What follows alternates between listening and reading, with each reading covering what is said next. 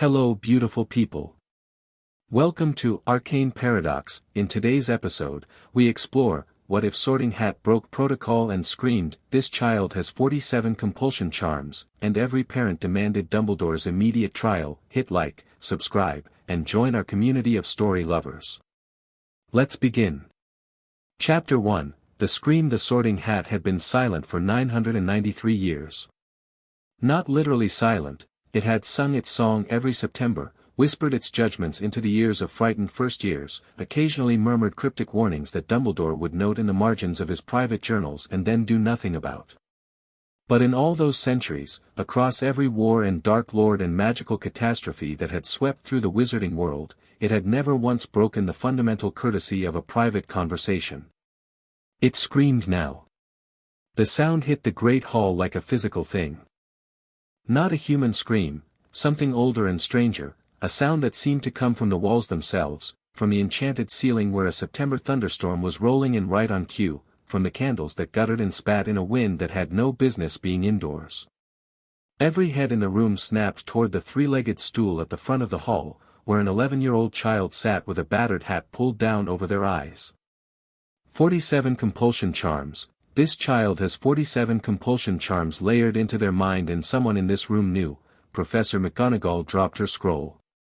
It hit the stone floor, and the sound of it was somehow audible even over the chaos that erupted half a second later, because the Great Hall of Hogwarts, home to 700 students, a full complement of faculty, and enough inherited British restraint to wallpaper the ministry, absolutely lost its collective mind. The first years standing in their terrified cluster by the doors pressed backward into each other like a herd of sheep that had just spotted something with teeth. 3 of them started crying. One boy, who would later be sorted into Hufflepuff and would spend the next 7 years asking uncomfortable questions at exactly the wrong moments, stood completely still with his mouth open, staring at the child on the stool with an expression of someone whose entire understanding of what a school was had just been revised. The older students were louder. The parents in the gallery above. This was a special occasion, a welcoming feast expanded to accommodate visiting families for the first time in 40 years, one of Dumbledore's newer initiatives toward transparency and community engagement. The parents were loudest of all. What does it mean, 47? Is that even possible? Compulsion charms on a child, someone new, it said someone new, at the staff table. Severus Snape had gone very still in the particular way that meant he was cataloging everything and betraying nothing. Minerva McGonagall had gone the color of old parchment. Filius Flitwick was already on his feet. And Albus Dumbledore, Albus Percival Wulfric Brian Dumbledore, Headmaster of Hogwarts, Supreme Mugwump, Chief Warlock, the man who had faced Grindelwald and Voldemort and every dark thing the century had thrown at the wizarding world, sat with his hands folded on the table and his expression arranged into something so carefully, precisely calm that it was its own kind of confession. On the stool, the child reached up and pulled the hat off. Evren Ashworth was small for 11, with dark eyes that had the quality of someone who had learned very young to take in rooms without appearing to. They had brown skin and close-cropped hair and a face that was, in this moment, doing something complicated, not crying, not panicking, not performing the terror that the situation seemed to call for. They looked like someone who had just been handed the answer to a question they had been carrying for years and wasn't sure yet whether the answer was a relief or a devastation. They looked at the hat. The hat looked back, its stitched face working in a way that seemed almost apologetic. "I'm sorry," the hat said, in a more normal volume now, though the great hall was still loud enough that only the front rows heard it. "I couldn't, with that many layers, and the depth of them, I couldn't simply stay quiet. Child, I am very sorry." Evren turned the hat over in their hands, studying it with the focused attention of someone filing information away. Then they set it on the stool beside them and stood up. "Which house?" they said. Their voice was steady. Considerably steadier than any teacher in the building. The hat, bless its ancient enchanted heart, answered immediately. "Ravenclaw." Evren nodded once, the way a person nods when something confirms a suspicion, and walked to the Ravenclaw table without waiting to be directed. They sat down at the end of the bench, folded their hands on the table, and watched the room with those dark, recording eyes. The chaos continued around them as if they weren't there. McGonagall was at Dumbledore's shoulder now, speaking rapidly and quietly. Dumbledore was nodding with the air of a man managing a press conference rather than a crisis. Several of the parents in the gallery had left their seats entirely. Two witches in formal robes were already at the railing, leaning over it and shouting at the staff table with the focused energy of people who have been looking for an excuse to shout at someone for quite some time.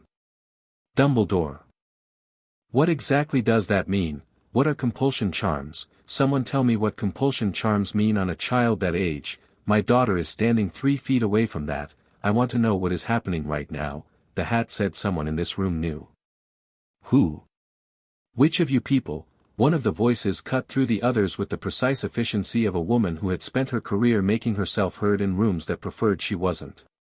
She was maybe 40, with sharp Slavic cheekbones and a kind of composure that didn't come from training but from bone structure, and she was leaning over the gallery railing pointing at the staff table with the controlled fury of someone who had already moved past screaming and into strategy. I am Helena Rosier Blackwood, she said, loudly, to the general hall rather than to any specific person. My son Selim is in that first-year group. I am a licensed magical law barrister and I am telling everyone in this room right now, do not move that child. Do not speak to that child without a ministry representative present. This is a crime scene. The word crime scene landed in the great hall like a stone in still water. Rings of silence spread outward from it. Dumbledore rose. He did it slowly, with the absolute confidence of a man who understood that the room would quiet for him. And it did, not entirely, not the way it might have done 3 minutes ago, but enough. He was still, undeniably, Albus Dumbledore, and 700 years of institutional authority lived in his posture. Please, he said, and his voice was the warm, grave thing it always was, carrying sorrow and wisdom and just a touch of we have been through worse than this. I understand the alarm. The Sorting Hat's announcement was extraordinary and deeply troubling, and I assure you that the welfare of this student is my absolute. Whose welfare was it before tonight? Helena Rosier Blackwood said, without raising her voice. Dumbledore looked at her. Something moved behind his eyes, not guilt, not yet, but the close cousin of guilt that lived in people who were very good at reasoning themselves out of it.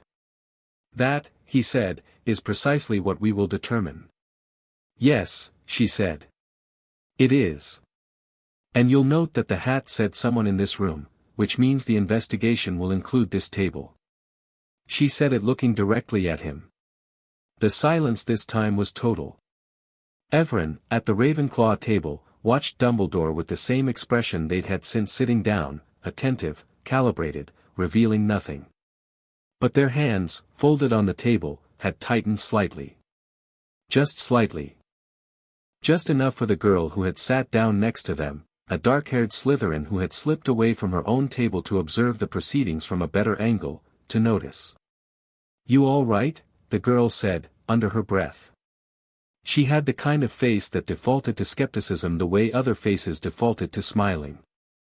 I don't know yet, Evren said, with complete honesty. The girl considered this. Fair answer. I'm Sarah Blackwood. That's my mother up there currently dismantling the headmaster's evening. Evren glanced at the gallery. She's good. She's terrifying, Sarah said, with the flat pride of someone stating an obvious fact.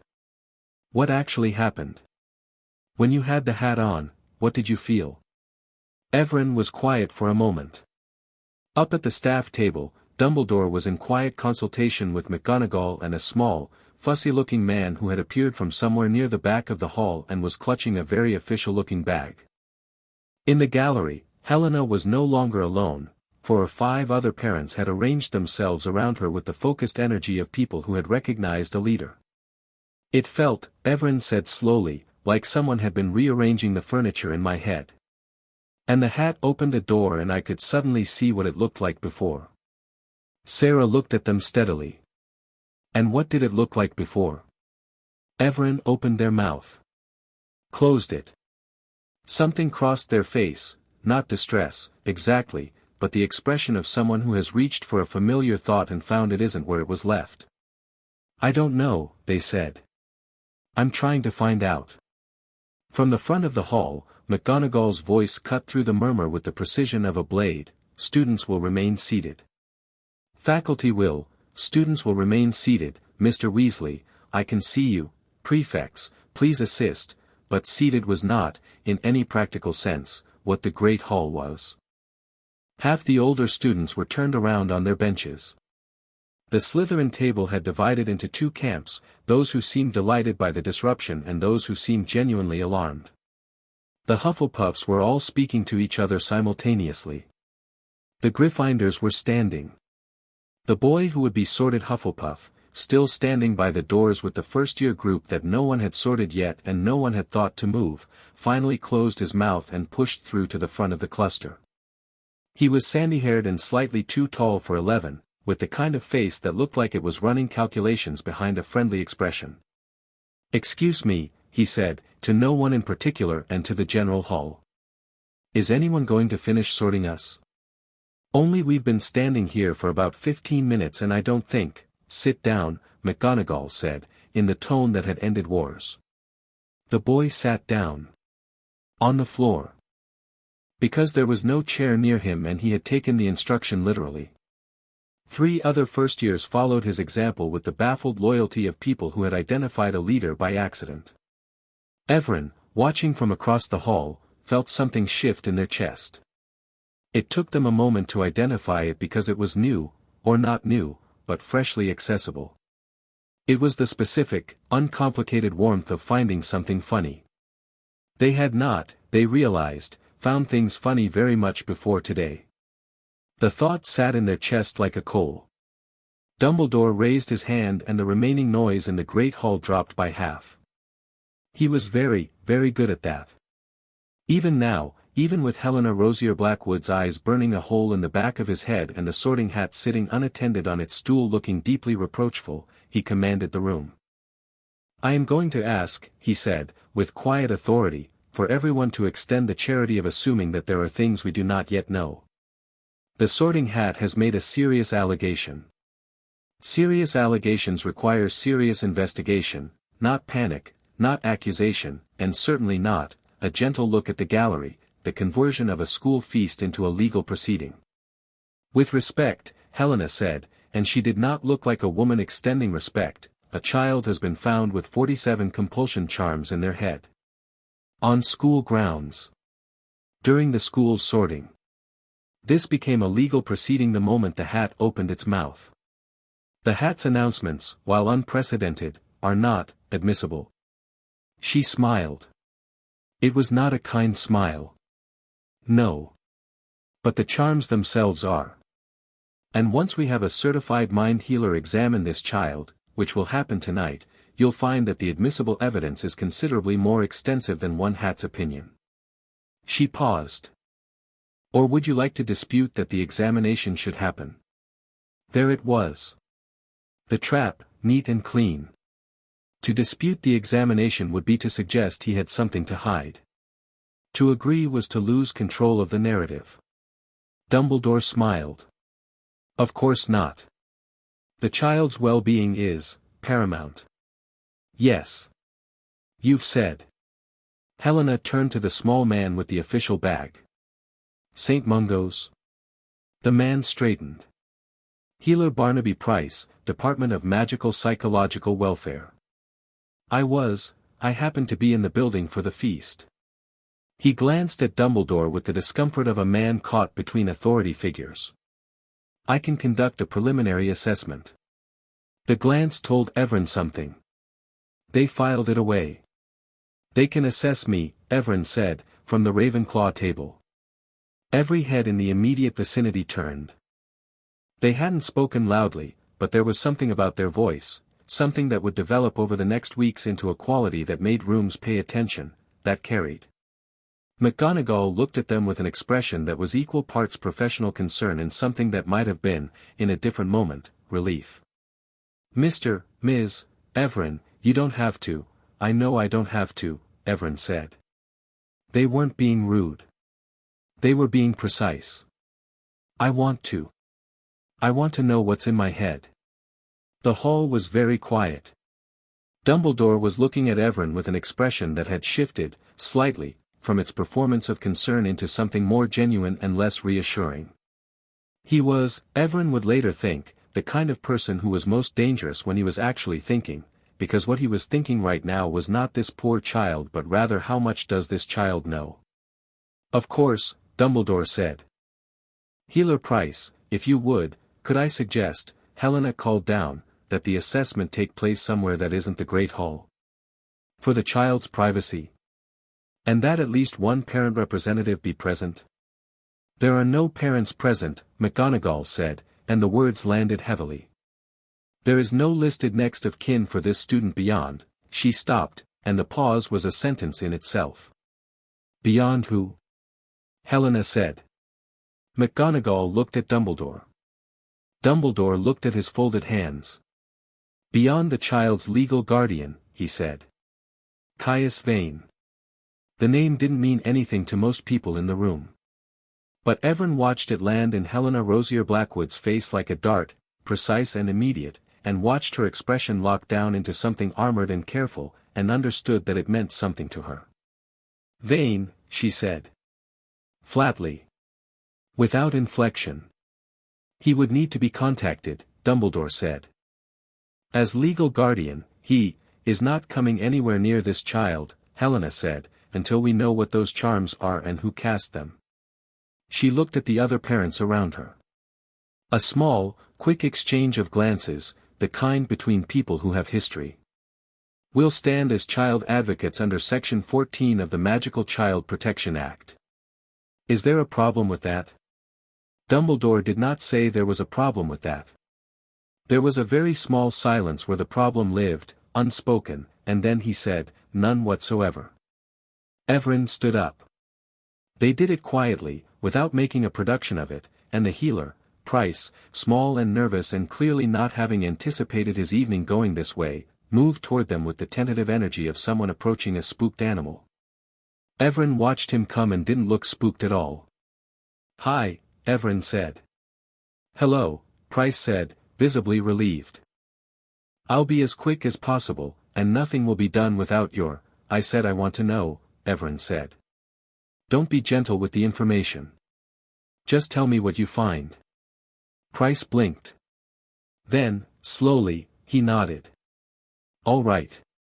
Sarah Blackwood, still sitting at the Ravenclaw table with absolutely no legitimate reason to be there, watched Evren walk toward the side door with the healer and two of the parent advocates and said, to no one, huh?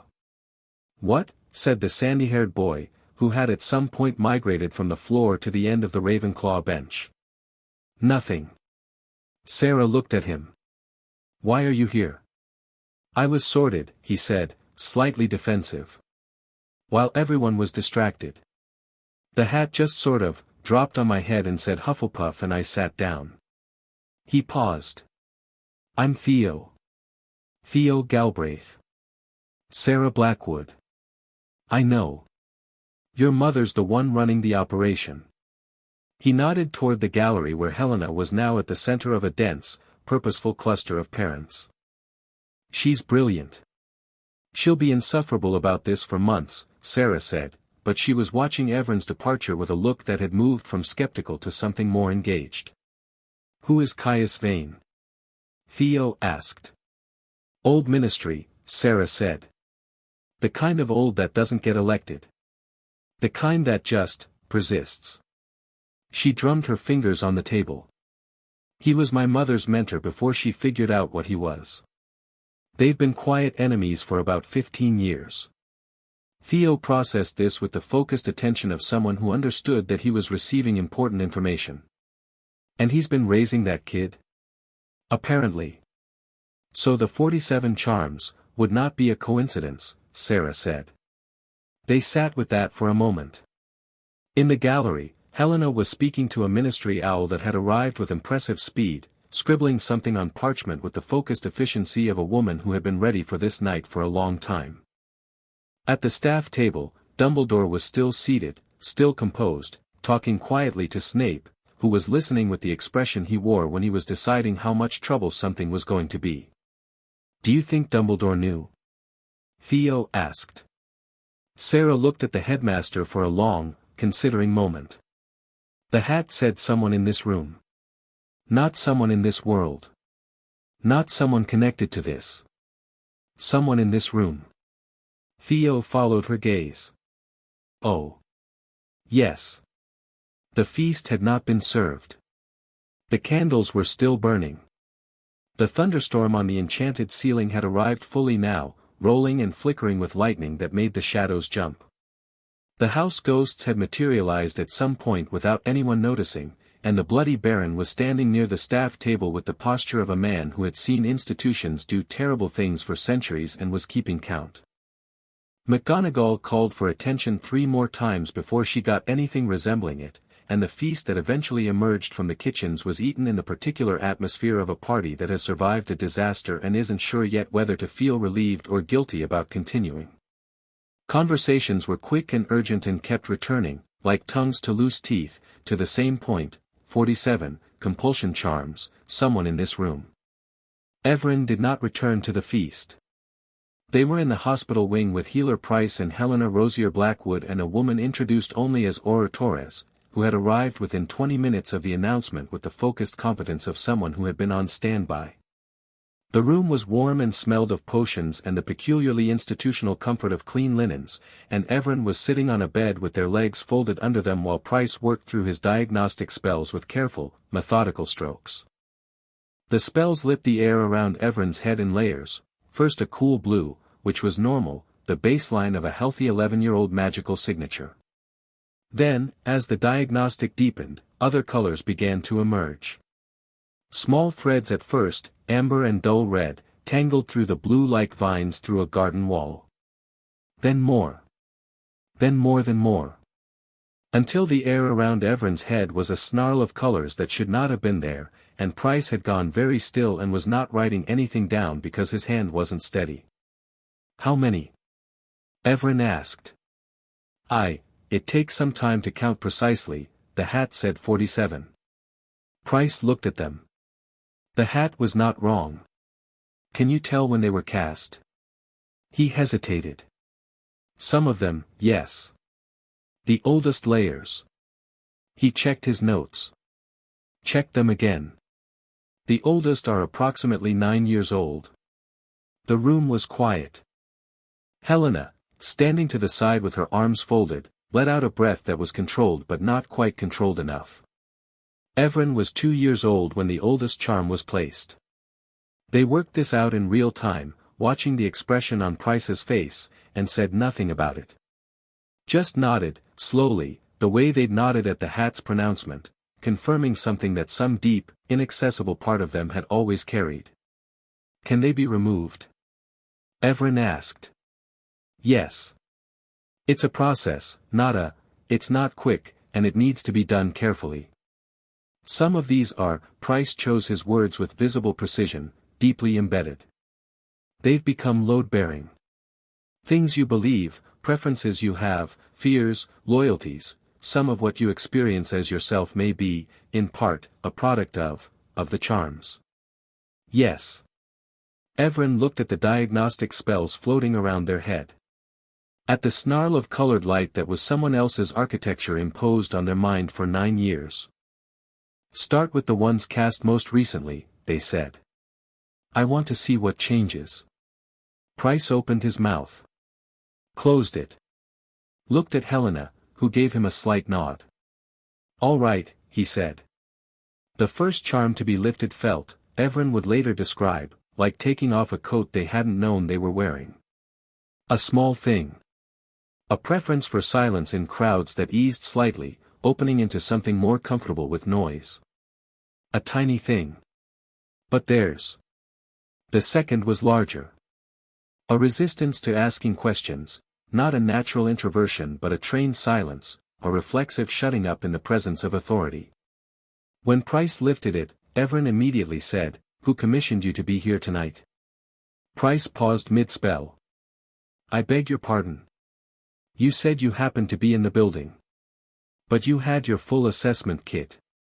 And you got here very fast when Mrs. Rosier Blackwood named you by title." Evren looked at him with those recording eyes. You were here for a reason. Whose reason? The silence was about 3 seconds long.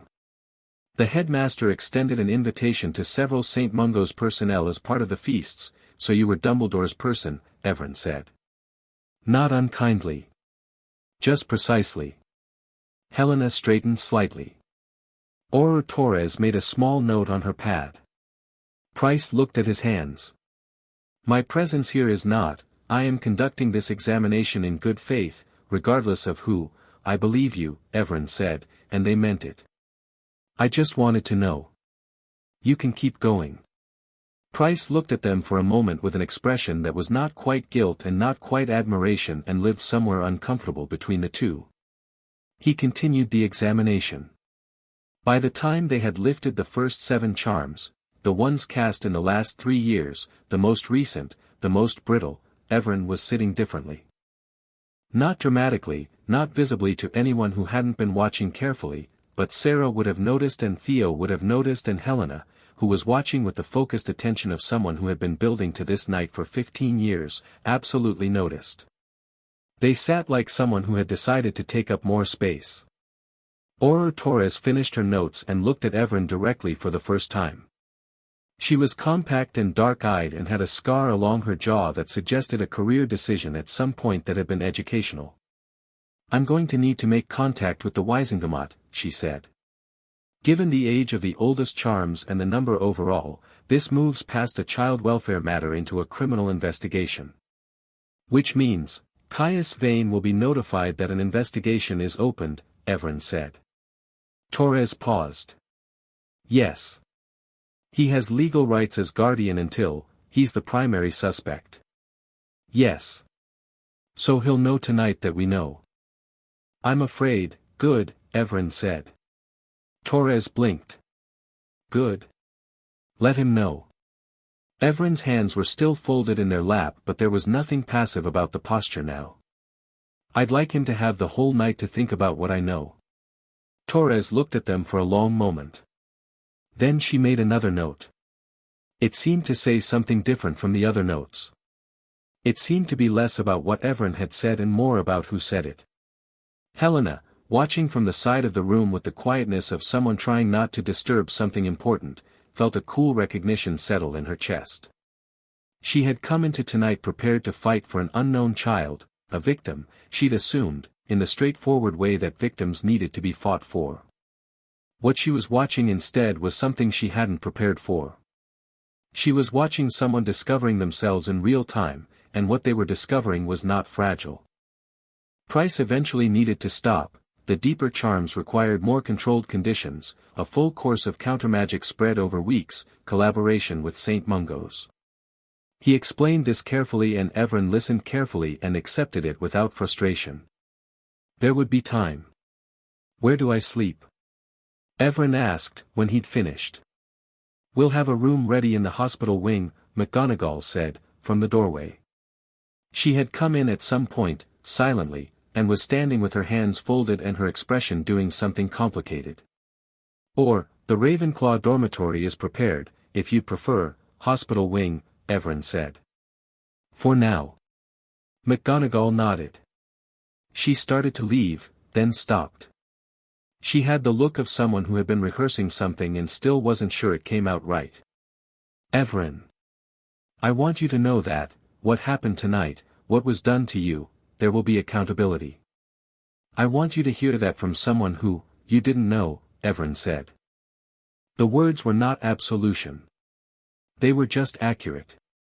McGonagall held their gaze for a moment and then, very quietly, said, No. I didn't. And I should have. She left. Evren watched the door close. Then they lay back on the hospital bed, fully clothed, staring at the ceiling while the diagnostic magic continued to fade from the air.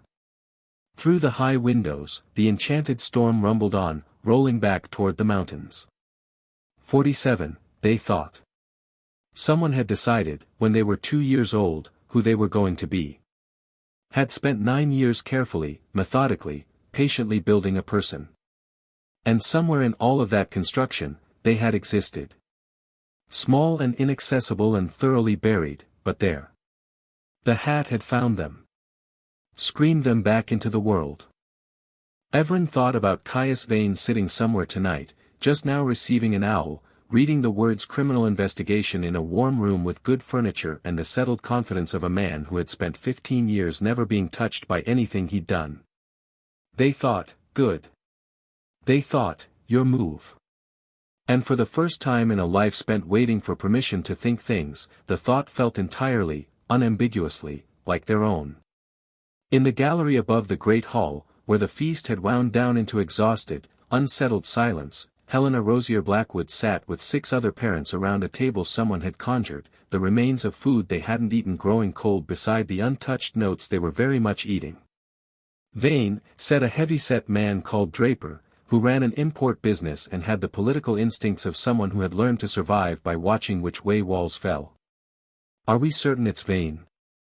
Just because Dumbledore, the guardian of a child with 47 compulsion charms, Helena said, is the first person you look at. That's not speculation. That's arithmetic. And Dumbledore, said a woman called Farron, quieter, choosing words like they cost something. Helena considered. Around the table, everyone was watching her, because they had all recognized, at the same moment the hat screamed, that tonight was the night the thing they'd suspected for years became something that could be proven. The hat said someone in this room, Helena said. I've been in that room for 20 years, professionally. When a hat that hasn't lied in a millennium says someone in this room and points at a child with crimes committed by a man who has been Dumbledore's peer for decades, she stopped. Chose the word precisely. I want the Wisengamot. I want the full record of every charm. And I want to know why a child with no parents and a guardian with those connections was admitted to this school without anyone looking twice. Nobody had an answer for that. The storm rolled overhead, lightning turning the enchanted ceiling white for a moment and then dark again. Downstairs, in the hospital wing, Evren Ashworth was not sleeping. They were thinking about furniture, about rooms they'd walked through and never questioned, about preferences and fears and loyalties that had felt like skin. About 9 years of a life that was someone's architecture rather than their own. And they were thinking, with a sharpness that felt like meeting a stranger and discovering immediately that you liked them, about what they were going to do about it. Outside, Hogwarts stood against the September dark, 700 students settling into sleep, the sorting hat back on its shelf and vibrating with something that was not quite guilt and not quite vindication, the corridors settling around the weight of a night that had changed something. Not broken it. Changed it. The difference was going to matter.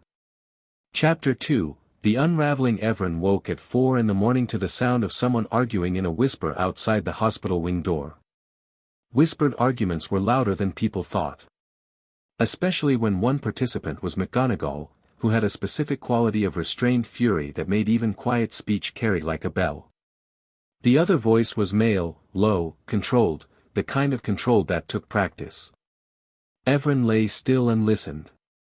Not appropriate at this hour, Albus, Minerva, the child has had an extraordinarily difficult, which is precisely why you will not be going in there tonight.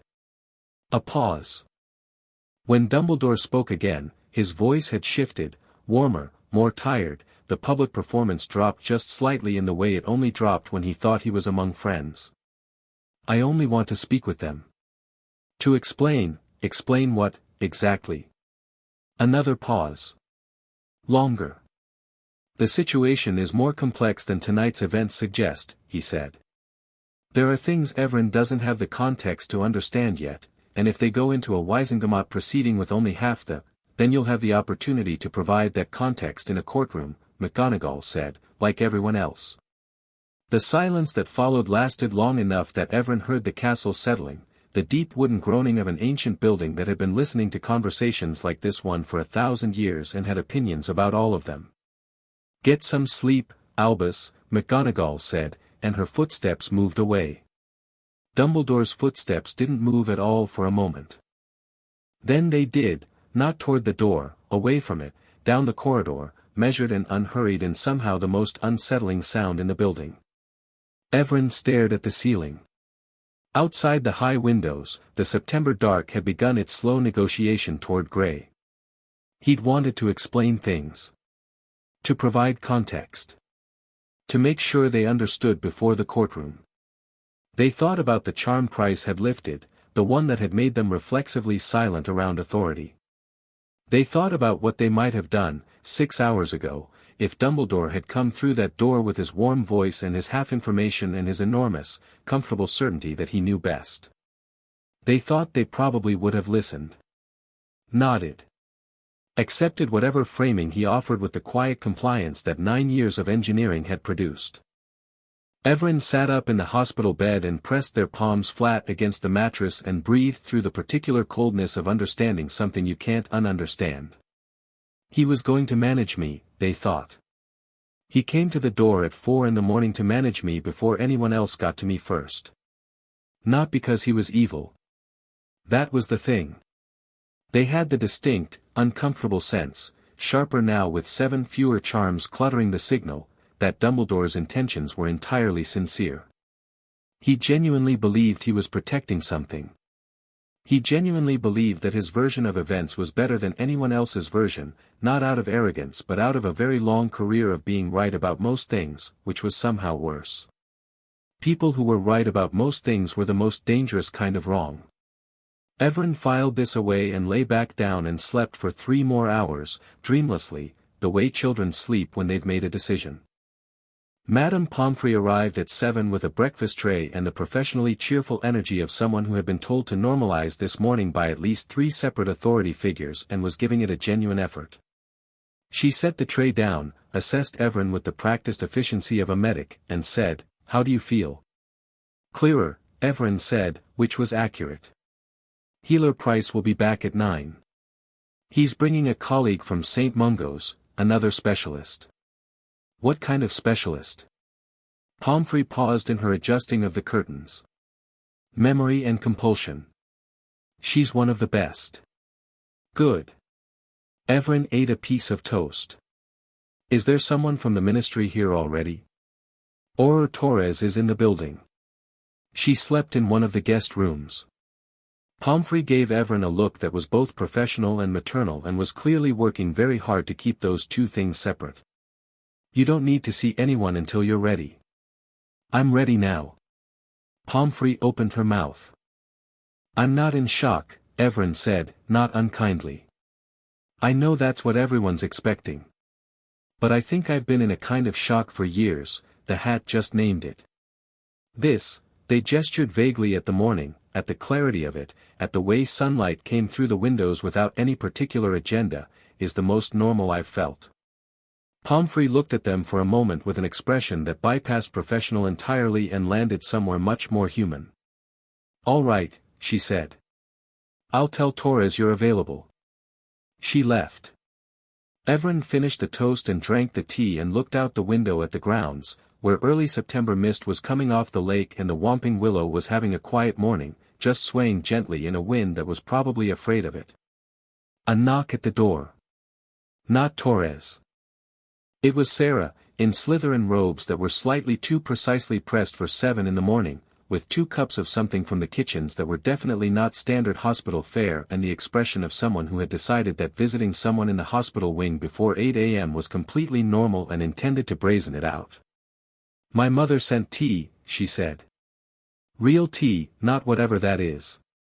She looked at Pomfrey's cup with mild contempt. "She also sent this." She produced a folded piece of parchment. Evren took both. The parchment unfolded to a single line in crisp, decisive handwriting, "Do not speak to anyone without representation present. I am your representative. I will be there by 9. H. Rosier Blackwood." Evren looked up.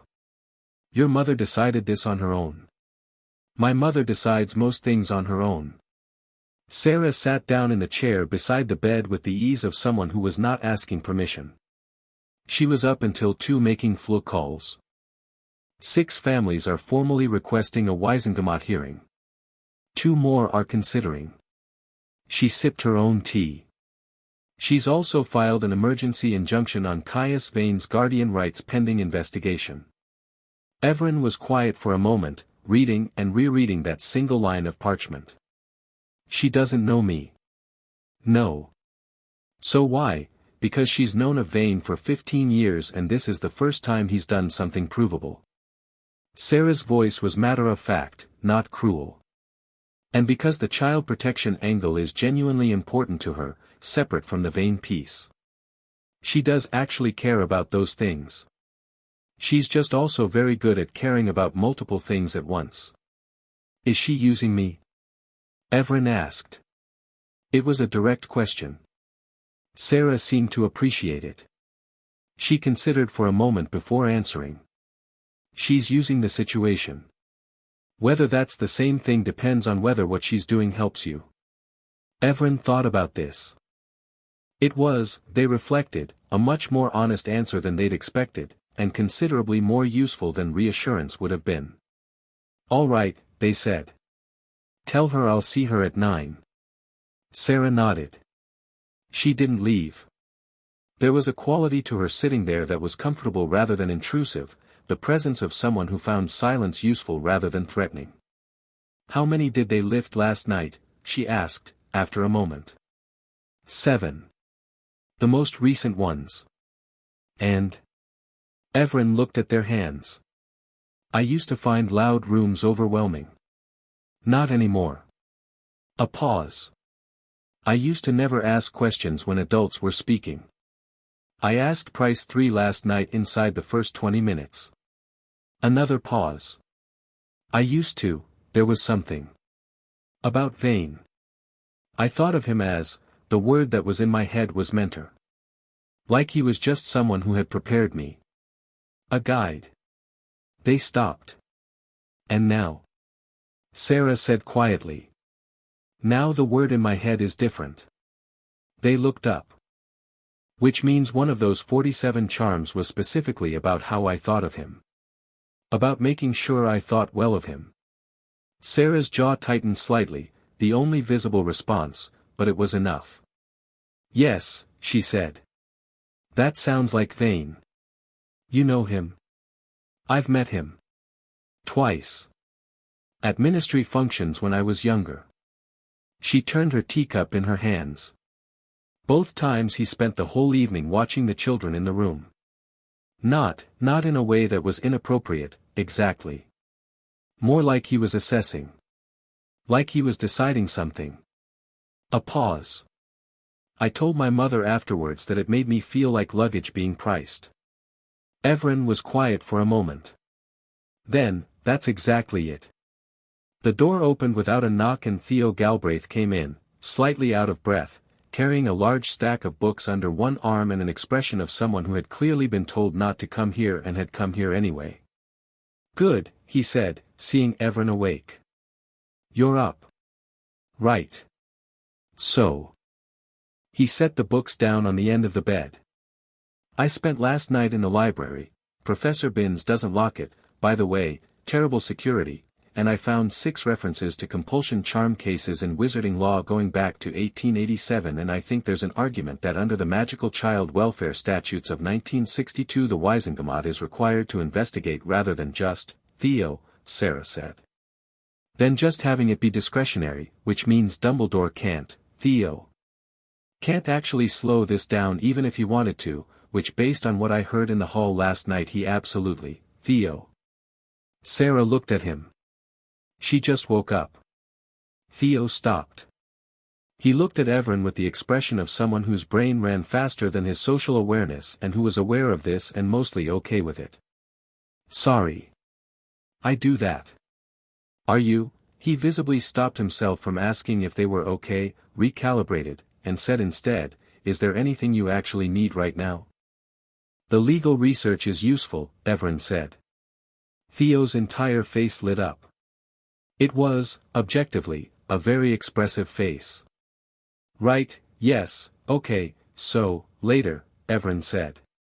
Tell me later. When Helena's here. Right. Yes. Later. He sat down on the windowsill because both chairs were occupied and looked out at the lake with the barely suppressed energy of a person who had found their purpose and was doing his absolute best not to let it leak everywhere. Evren looked at the two of them, the Slytherin who had materialized last night and the Hufflepuff who had come in the morning, and felt the strange, unfamiliar warmth again. Different from amusement this time.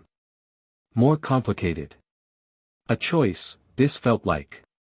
These two people had come here without being asked. Without instruction. Without the kind of careful social engineering that produced loyalty on demand. They had just come. Evren tucked the feeling somewhere safe and turned their attention to Theo's stack of books. Helena arrived at 9:05, in dark robes with her briefcase, and the room temperature dropped approximately 2 degrees in the way it did around people who were very competent and knew it. She assessed the room in a single sweep, acknowledged Sarah with a nod that meant good, acknowledged Theo with a slightly different nod that seemed to say who is this and what is he doing here and actually fine, and then turned to Evren with the full, considered weight of her attention. "How are you?" she said, and she said it the way lawyers said it when they actually meant it, as a data request, not a courtesy. "Functional," Evren said. "Increasingly." Helena sat down. "I filed the injunction on Vane's guardianship. It'll hold for 14 days pending a full hearing. That's our window." She opened the briefcase.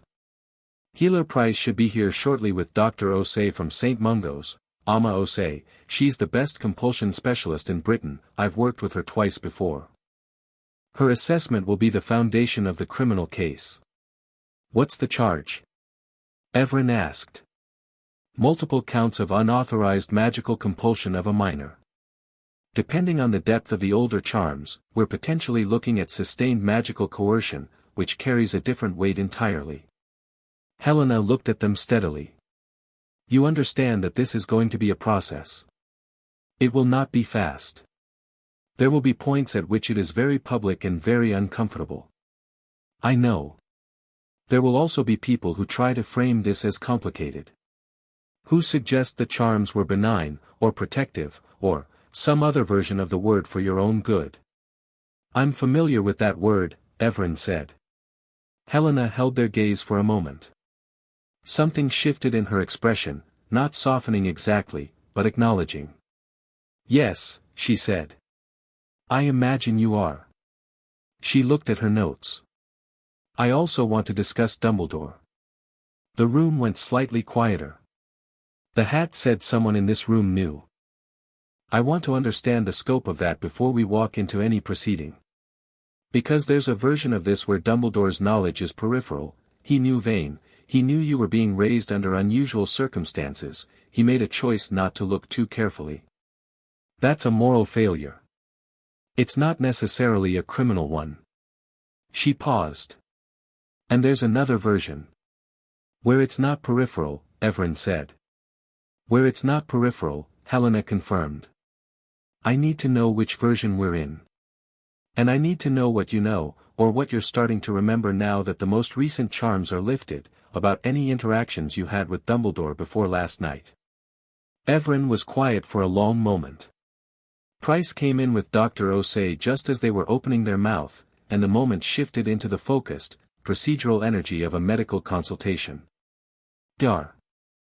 Osei was a tall Ghanaian woman in her 50s with silver-streaked hair and reading glasses on a chain and a specific quality of warmth that didn't prevent precision. She shook Evren's hand, introduced herself, explained exactly what she was going to do and why and what it would feel like, and then got to work with the methodical confidence of someone who had been doing this for 30 years and was very good at it. The diagnostic spells lit the air again. Evren watched Dr. Osei's face as she read them. 43 remaining, she said, confirming the count after Price's 7.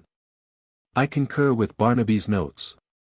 The oldest are," she leaned in slightly, adjusting her glasses, "extremely sophisticated. These are not standard compulsion charms. These are bespoke work. Someone put significant time and skill into these." "Can you tell from the signature whose work it is?" Helena asked from the side. "Potentially. Magical signatures are like handwriting, you can analyze the technique, the component charms, the underlying methodology. It won't give me a name without a comparator, but it will give us a profile." Dr. Osei looked at Evren. "I'd like to start lifting the deeper ones today, carefully. 1 or 2 at a time. The shallow ones your colleague removed last night were relatively simple suppressants. What we have left is more structural. What does structural mean? Theo asked, from the windowsill. Dr. Osei looked at him with the polite patience of a specialist being asked to translate.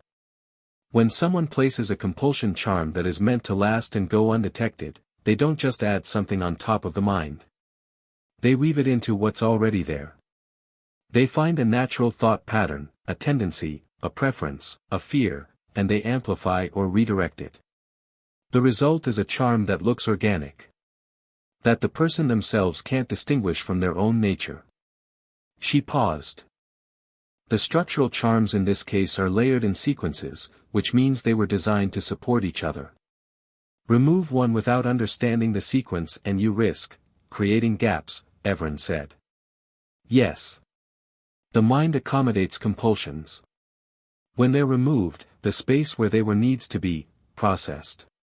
The person needs to reconstruct what was underneath. What was underneath, Evren said, is what I'm interested in.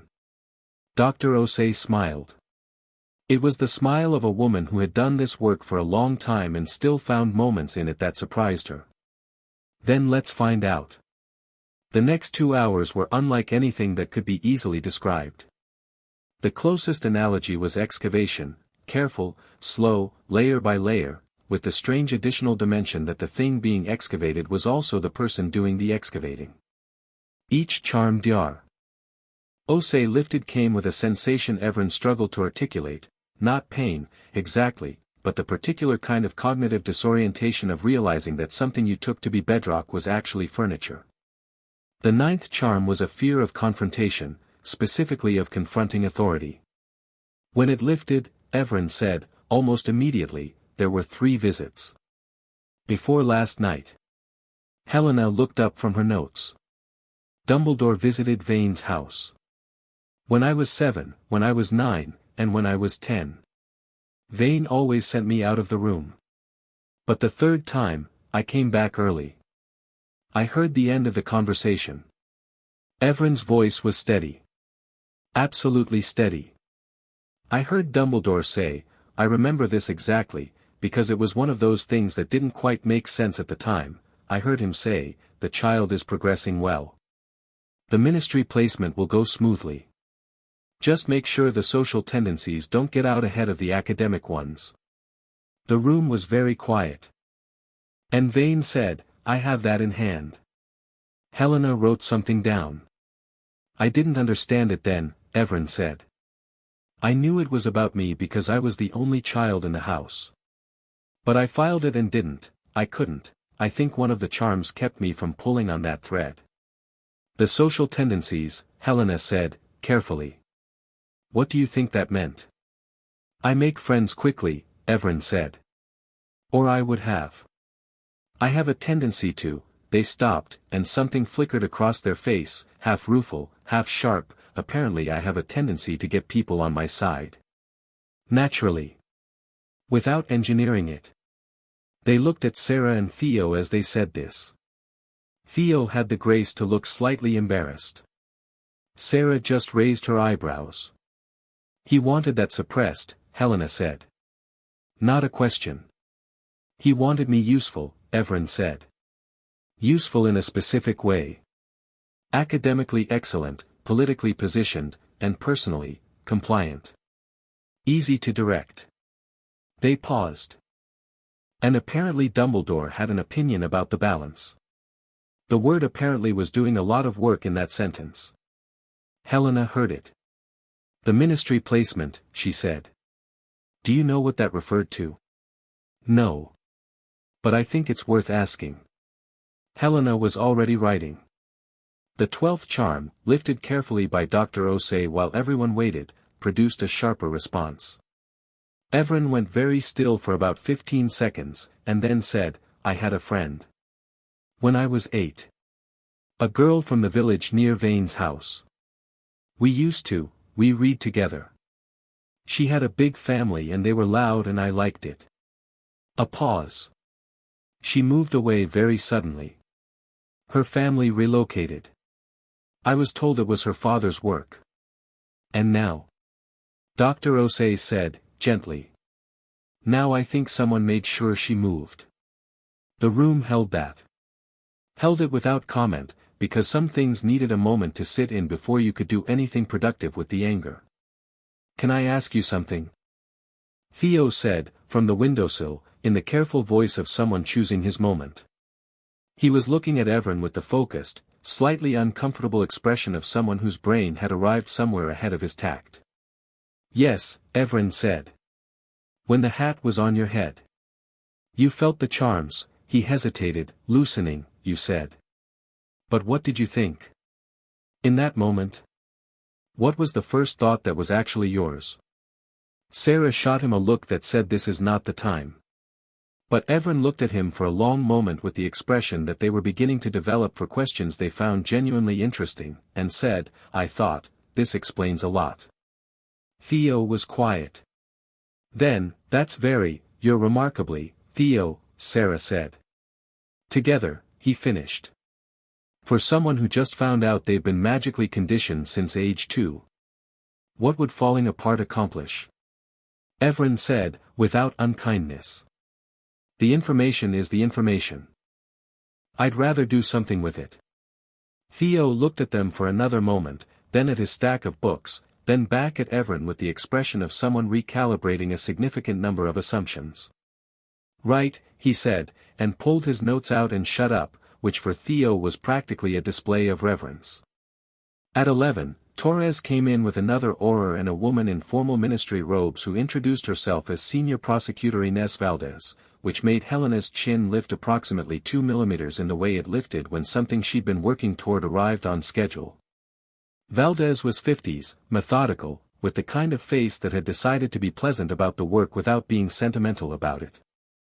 She had a leather portfolio that she opened on the table beside the bed and she said, directly, to Evren, do you understand what a Wiesengemot proceeding is? Yes, Evren said. You're 11. You don't have to, I am aware of my age, Evren said. And I want to participate. Valdez looked at Helena. Helena looked back. Some calibration happened between them. The emergency session is scheduled for Monday, Valdez said. 3 days.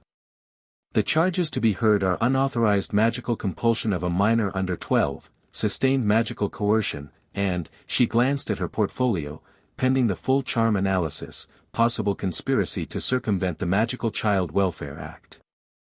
She paused. The named suspect is Caius Vane. And Dumbledore? Evren asked. Valdez looked at them for a long, careful moment. The headmaster is, the hat said someone in this room knew.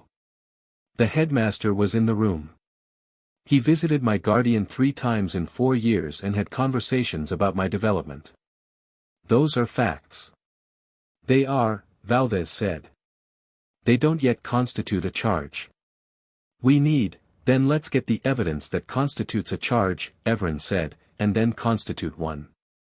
Torres, standing to the side, made another one of her distinct notes. It seemed to be becoming a habit. Valdez closed her portfolio with the click of someone who had just revised their approach. The preceding Monday. You understand there will be attention. Press. The parents who filed, and several others, will be in attendance. This will be very public. Good, Evren said.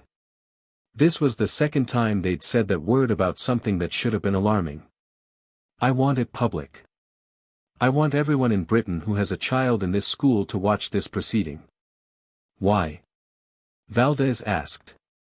Because, Evren said, and there was something in their voice that was not anger and was not performance and was something more durable than either, if it happened to me, it's happened to others. And public proceedings have a way of making other people remember things they've been forgetting.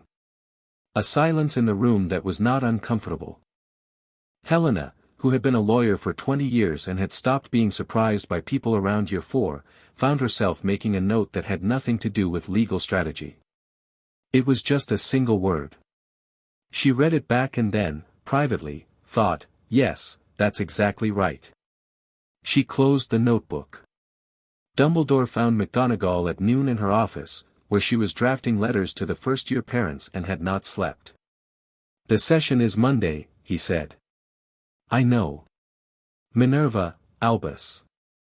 She set her quill down and looked at him, and the look was the one that she had been building toward for about 30 years and had never quite used directly, because he was Dumbledore and the world needed Dumbledore and she had always found reasons to soften it. "I am going to ask you something, and I need you to answer me honestly. Not strategically. Not with the long view. Honestly." He sat down in the chair across from her desk. His face was tired in a way that was different from its usual weariness, more exposed. Like the hat's scream had undone something that he'd been keeping tight. "Did you know what was happening to that child?" she said. The silence was about 7 seconds. She counted. "I knew," he said, finally, "that Caius Vane was investing a great deal of attention in Evren's upbringing." "That's not what I asked." Another silence. 4 seconds. "I had reasons to believe that Evren was being guided in particular directions." Guided. She said the word like she was putting it in an evidence bag. 47 compulsion charms as guidance. "I did not know the number." "Did you know any number?" His hands were folded on the table. The knuckles were slightly white. "I knew there had been some intervention. I believed it was, don't say for their own good," she said. "Please, Albus. Do not say that." He didn't say it. "Why didn't you stop it?" she asked. The question was quiet. The quietest thing in the room. He looked at her for a long moment, and in his face was the thing she'd been trying to see for 30 years, not malice, not stupidity, but something more complex and more troubling than either. The absolute, sincere, unshakable conviction that his version of events was correct, that his calculation was right, that the math he'd done in his head for 40 years, the math that always came out to the greater good, was more real and more important than the particular 11-year-old child who had sat down on a stool last night and had the inside of their mind screamed open for a hall full of people. "Because I believed," he said, "that the outcome was worth it." McGonagall looked at him for a long time. Then she picked up her quill. "Get out of my office," she said. He left. She sat alone with the letters she was drafting and the quill she'd picked up and set down again and picked up again, and outside her window the September morning went on, students crossing the grounds, the Hufflepuffs playing some kind of game near the greenhouses, the lake flat and silver and enormous and indifferent. The outcome was worth it. She thought about Evren in the hospital wing, saying "I know I don't have to" with the patient precision of someone who had just discovered they had a voice. She thought about 7 charms lifted, and the change in how they sat. She thought about 43 more. She thought about what else was in there, buried under 9 years of architecture, waiting to be found. She started writing the letters with a clarity that had a sharp, decisive quality she hadn't felt in years. The kind of clarity that came from stopping, at long last, softening something that deserved to be hard. In the hospital wing, around 2 in the afternoon, between sessions with Dr. Osei, Evren sat with Theo's book spread around them and read the section of Wisengamot procedure that covered the rights of a minor in criminal proceedings. The section was short. Too short. The kind of short that meant someone had not thought hard enough about it, or had thought hard enough about it and preferred short. "There's a gap," Evren said. Theo materialized over their shoulder so quickly it was almost alarming. "Where?" Section 14 covers advocacy. But the minor's right to speak, to actually address the Wisengamot, is listed as discretionary. The presiding Wisenot can exclude them. Evren looked up. "Can they exclude me from my own proceeding?" Theo pulled the book toward himself, read the section, turned back 2 pages, read something else, cross-referenced with a second book, and said, "Technically yes, but," he pulled a third book. The 1973 amendment to the Statute of Magical Persons defines anyone over 10 as having partial legal personhood in proceedings that directly concern their welfare, and partial legal personhood means, the right to be heard, Evren said.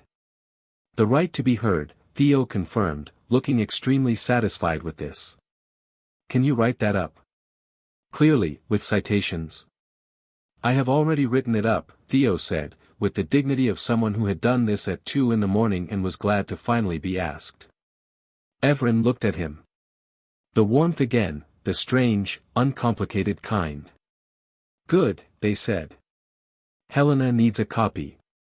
Theo was already writing. Sarah, from the other chair, was watching Evren with an expression that was mostly neutral but had something in it that might, in better lighting, have been recognized as respect. Monday, she said. You're going to walk into that courtroom. Yes, Evren said. They'll try to keep you out. I know. Evren turned a page. They'll fail. Sarah looked at them for another moment.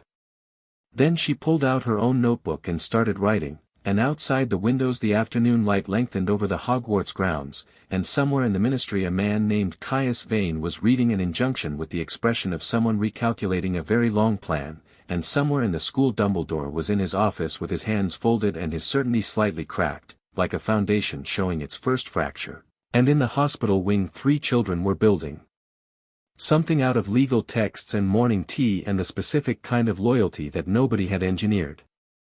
The unraveling was well underway. And what was underneath was considerably more than anyone had planned for.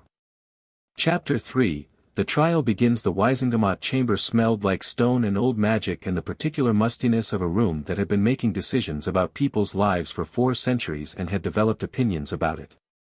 Evren had never been inside the Ministry of Magic before. They walked through it now with the same quality of attention they brought to everything, recording, filing, not missing much, and what they recorded was this: the ministry was a building designed to make people feel small.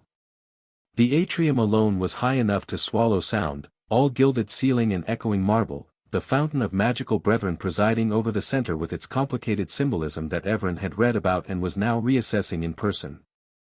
The statue wasn't celebrating community. It was celebrating hierarchy. The witch and wizard at the top, serene and elevated. The others looking up. Interesting, Evren thought, and kept walking. Helena was beside them, one step ahead in the way lawyers moved through institutions they'd conquered, not striding, just purposeful, like the building already knew to get out of her way. Behind them, Torres and Valdez walked with the synchronized efficiency of people who had spent years communicating in glances. Theo and Sarah were not supposed to be here and were here anyway, which Helena had addressed at 7 this morning with the single sentence, "Stay behind me and do not speak unless spoken to." Theo had not yet spoken to anyone. This was visibly costing him something. The corridor to the Wizengamot chamber was lined on both sides. Evren had expected press. What they hadn't quite expected was the volume of it, not just journalists, who were recognizable by their quick quotes, quills scratching independently beside them, but the parents. 25 of them, clustered outside the chamber doors in a particular formation of people who had coordinated overnight and were running on communal outrage and very strong tea. They saw Helena first and moved toward her like a tide, and then they saw Evren and the tide shifted, quieter, more complicated, the particular silence of a group of people confronting the actual human cost of something they'd been treating as a political issue. Evren walked through the silence without slowing down. One woman reached out and touched their arm, briefly, a gesture so involuntary it seemed to surprise her.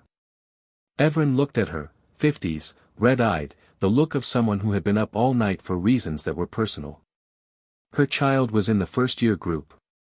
Had stood 3 feet from Evren during the sorting. "I'm sorry," the woman said, and she clearly meant it and had no idea if it was the right thing to say. "Thank you," Evren said, because it was the honest response, and kept moving. The chamber doors were heavy, carved oak reinforced with iron, and they opened on a room that had clearly been designed by someone who read Greek tragedies for comfort. Tiered stone benches arranged in a circle, descending to a floor where 2 chairs sat facing each other with the uncomfortable symbolism of things meant to look equal but weren't. The benches were already half full, 50 or so Wizengamot members in plum-colored robes, with the shuffling, waiting energy of people who had been called on short notice and were still deciding how they felt about that. At the head of the chamber, elevated, the chief warlock's chair. Currently occupied by Madame Griselda Marchbanks, who was approximately 100 years old and had examined Dumbledore's own OWLS and had, according to public record, opinions about him that she had been carefully not stating for 50 years. Evren assessed her immediately. Sharp eyes. Straight back. The look of someone who had seen enough of powerful men's certainty to be entirely unimpressed by it. Good. The gallery above the benches was packed. The parents from the corridor had filed in behind them. Press was in the upper tier. And there, in the middle of the gallery, in a cluster of seats that had been reserved with the quiet assumption of someone who expected to be accommodated, sat the Board of Governors of Hogwarts, 6 of them, in their formal robes, with the arranged neutrality of people who had received a briefing and were trying to look like they hadn't. Helena steered Evren to the left side of the floor, to a bench beside the central chairs that was clearly the advocate's position. She opened her briefcase with a click that sounded very final and set out her notes with the methodical precision of someone building a wall. "Don't sit yet," she said quietly to Evren. Evren didn't sit. They stood and looked at the room. On the opposite side of the floor, 2 men had arrived through the chamber's other entrance.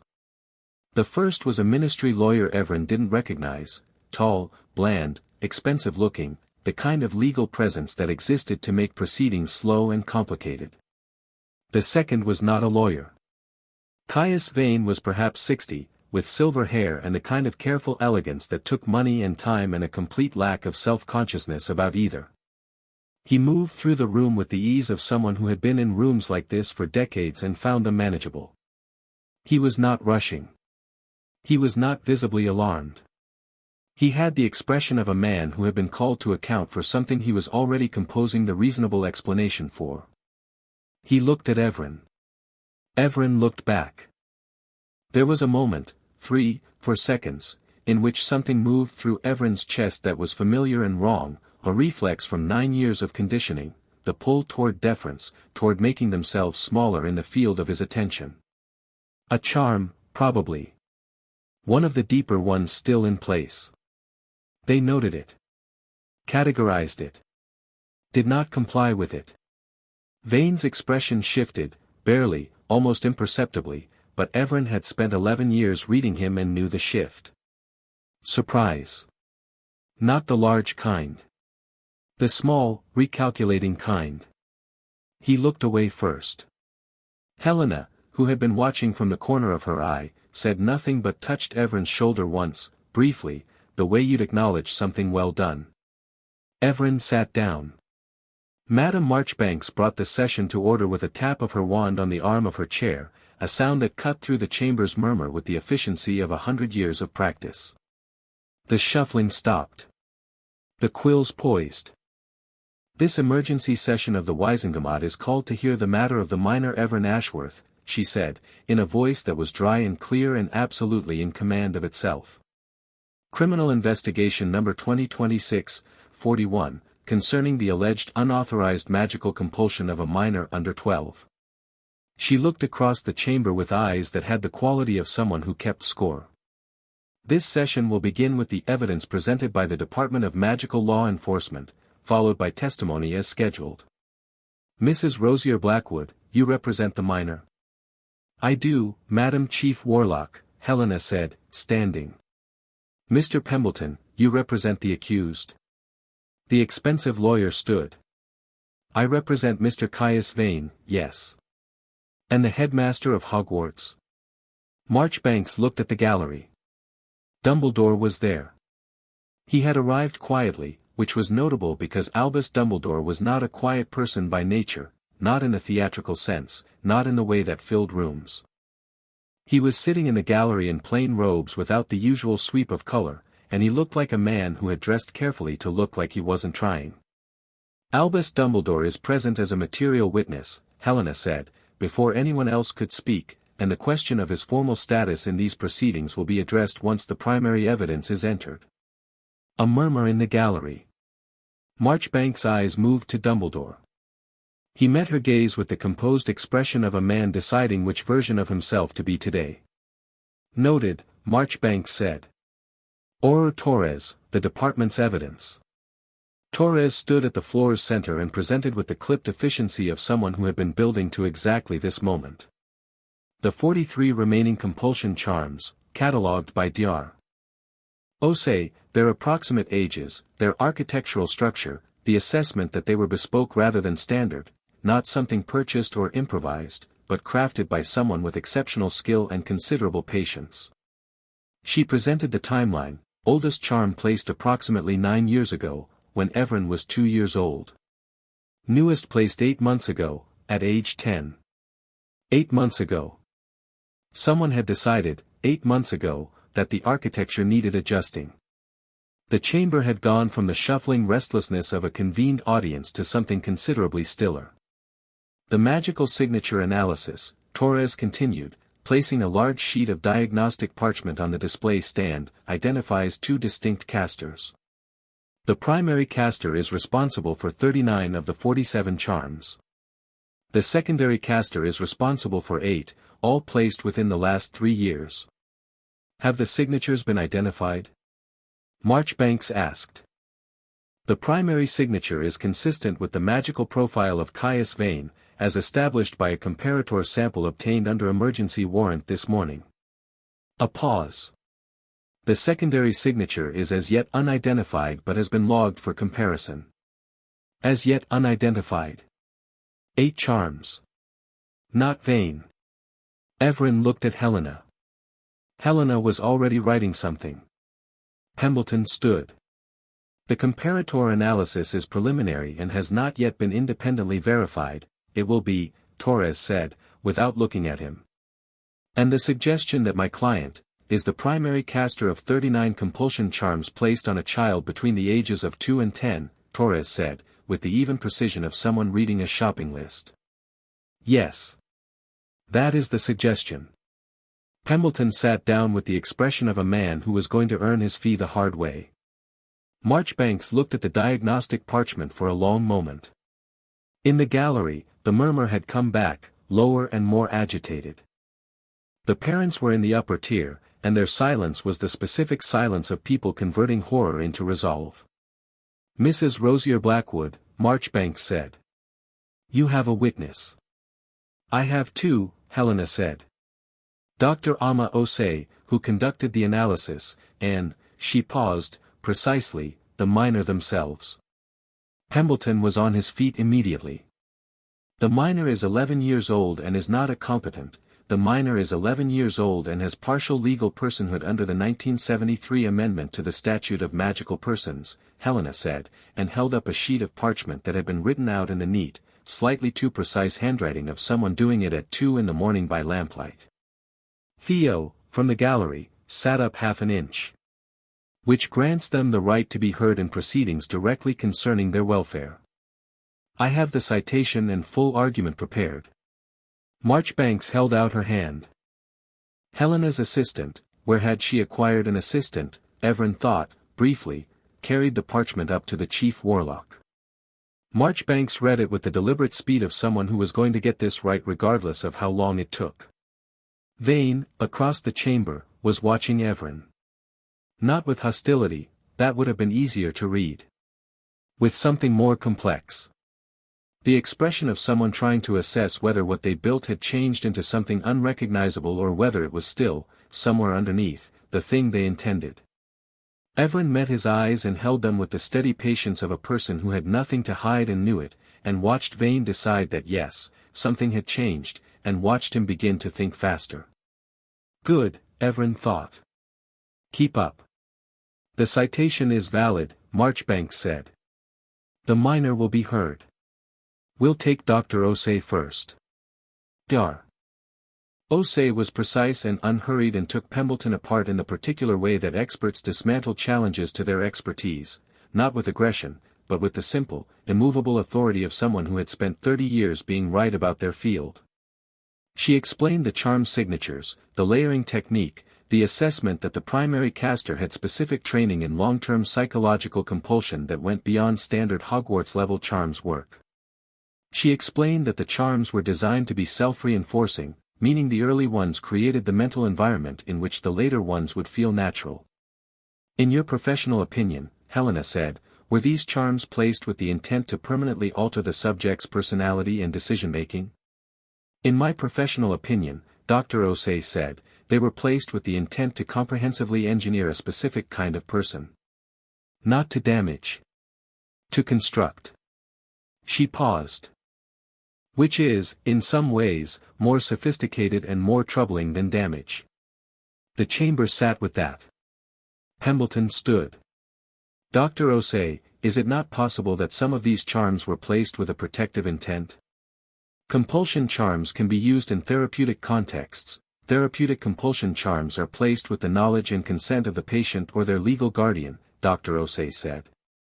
They are documented, they are reversible at the outset, and they are never placed on a 2-year-old child.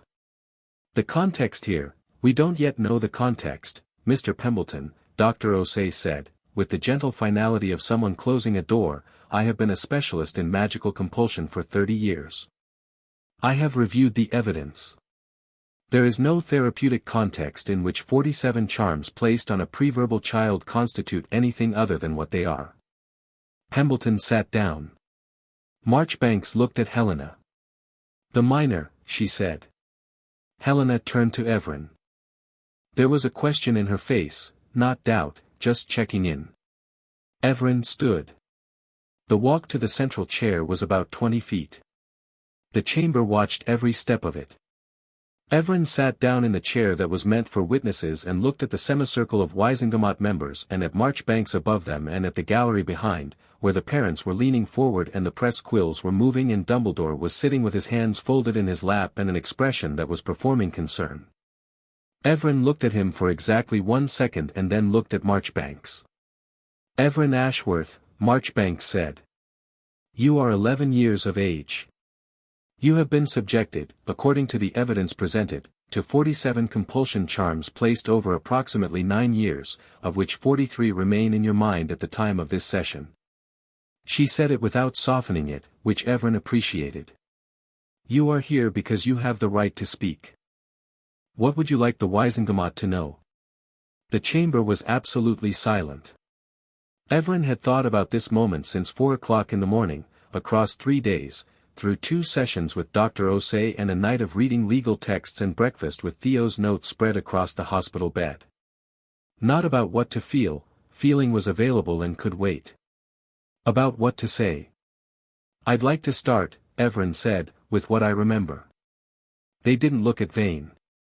They looked at the Wisingamot, the 50 members in their plum robes, the ones who were leaning forward and the ones who were leaning back, the ones who had been here for decades and the ones who were newly appointed and hadn't yet learned which way to lean. I was raised in Caius Vane's house from the age of 18 months, after my parents died. I was educated at home by private tutors he selected.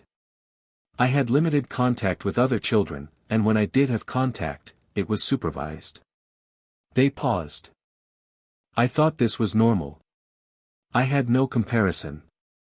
And now I understand that having no comparison was part of the design. A member of the Wisingamot, older, heavy-set, the kind of old guard face that had sat in this room for 30 years, shifted in his seat. The child's testimony is necessarily subjective, Alderman Pruitt, Marchbanks said, without looking at him. You will have your opportunity. She nodded at Evren. Continue. I thought of Vane as, I was told he was a mentor. I thought of him with respect and a degree of fondness, I suppose. The kind of fondness you have for someone you've always been around. Evren kept their voice level. Not flat, level, which was different, which meant emotion was there and chosen not to dominate. 3 days ago, the compulsion charms that created that fondness were among the first to be lifted. And underneath them was nothing. Not animosity. Not fear. Just, nothing. A blank space where a feeling had been manufactured. The chamber was very still. I also remember, Evren said, 3 visits that the headmaster of Hogwarts made to Vane's home. The quality of stillness changed. Evren looked at Dumbledore for the first time since sitting down. Directly, without theater, without accusations performance. Just directly. The last visit, when I was 10, I overheard the end of a conversation. The headmaster said, "The child is progressing well. The ministry placement will go smoothly. Just make sure the social tendencies don't get out ahead of the academic ones." 50 Wisengamot members looked at Albus Dumbledore. Dumbledore did not move. His expression, and this was, Evren thought, the most revealing thing about it, did not change into denial. It settled, very slightly, into the resigned composure of a man deciding which version of acknowledgement costs him least. Vane replied, Evren continued, that he had it in hand. "At the time, I didn't understand what was being discussed. Now I understand that I was being discussed. My development. My trajectory. My social tendencies." A pause. "And I would like the Wisengamot to note that the headmaster of Hogwarts, in whose care I was placed as a student, apparently had knowledge of, and opinions about, a shaping process that turns out to have involved 47 compulsion charms on a pre-verbal child." Marchbanks looked at Dumbledore. "Albus," she said, and in the word was every year of knowing him. "You'll want to respond to that." Dumbledore rose. He did it with the unhurried dignity of someone who had survived worse than this, which was both true and, in this moment, entirely the wrong energy to bring. "The conversation Evren recalls," he said, "is real. I don't dispute it." His voice was warm and serious and exactly right for a man confessing to something he'd already decided how to frame. "I was aware that Caius Vane was taking an active interest in Evren's development. I was not aware, I want to be very clear, I was not aware of the number or nature of the compulsion charms. My understanding was that certain, guidance measures had been put in place." "Guidance measures," Helena said, from her bench, and she said it very quietly, but it carried. "I believed," Dumbledore said, and here it was, Evren thought, here was the math he'd done for 40 years, that Evren was being prepared for a significant role in the magical world. That the guidance was shaping them toward a positive contribution. "I did not ask, perhaps, the questions I should have asked, you knew enough to have opinions about the pacing," Evren said. The chamber turned toward them. Evren had not asked permission to speak. They were still in the witness chair and they hadn't finished. "You told him not to let the social tendencies get out ahead of the academics," Evren said. "That's not the language of someone who doesn't know what's happening. That's the language of someone managing a process." They looked at him steadily. "You knew enough to give direction. That means you knew what was being directed." Dumbledore looked at Evren. In his face was something genuine, not guilt, not yet, but the precursor to it, the uncomfortable recognition of someone who has been described accurately and is discovering they do not recognize themselves in the description. "The intention," he said, carefully, "was never to harm. The intention doesn't change the harm," Evren said. "It just changes who you are while doing it." Silence. Not the silence of a room waiting for the next thing. The silence of a room that has just heard something land. Alderman Pruitt, who had objected earlier, was not objecting now. He was looking at his hands. Several of the Wisengamot members were leaning forward. The parents in the gallery had gone completely still. Marchbanks let the silence run for 5 full seconds, which in a formal proceeding was an eternity. Then, "Mr. Dumbledore, you will be called as a formal witness at the next session. At that time you will be under oath and the questions will be more specific." She looked at him with the eyes of a woman who had been waiting 40 years for this particular conversation. "I suggest you give considerable thought to the completeness of your testimony." Dumbledore sat down. He did it with the grace of someone who had not been diminished. But Evren watched his hands find each other on his lap, and watched the knuckles, and noted. Helena was on her feet. "Madam Chief Warlock, in light of the evidence presented and the testimony heard, I am requesting that the Wisengamot issue a formal protective order for the minor, maintaining the suspension of Vane's guardianship rights and extending the examination and removal of the remaining compulsion charms under St. Mungo's supervision, without interference from any party." "Opposed?" Marchbanks said, looking at Pembleton. Pembleton looked at Vane. Vane's expression communicated something. Pembleton stood. My client wishes to address the Wisengamot. Mr. Vane, Marchbanks said. Caius Vane stood. He was very good at standing in rooms like this. He had a quality of settled confidence that was different from arrogance, more patient, more architectural, like a building that had decided it was permanent. He looked at the Wisengamot with the easy familiarity of a man who had been in politics long enough to know everyone's names and most of their histories. I want to be clear, he said, and his voice was warm and measured and entirely unlike a man who had been caught, that my concern throughout Evren's upbringing has been their welfare. Their well-being. Their future. He looked at Evren with an expression that was so close to genuine parental care that it was nearly indistinguishable. What is being framed as compulsion was, in my understanding, a series of stabilizing measures recommended by an educational specialist in the context of a child who had experienced significant early trauma, the loss of both parents, placement in an unfamiliar home. I believe these measures were standard. I was not fully informed of the number. Evren said. Vane looked at them. You were present, Evren said, from the witness chair, when 39 of them were cast. Your magical signature is on 39 of them. Dr. Osei's evidence places you in the same room as the casting for charms placed between ages 2 and 9. They looked at him with the focused patience of someone who has all the time in the world. You were there. You commissioned them and you supervised them. So I'm curious what version of not fully informed you're working with. Vane was quiet for exactly the length of time it took him to decide something. Then he smiled. It was not a warm smile. It was the smile of a man who has decided to change the game. Evren, he said, and his voice shifted slightly, softer, more private, the tone of someone speaking around the room rather than to it, you're confused. What you're experiencing right now, the anger, the sense of violation, this is a symptom of the removal process.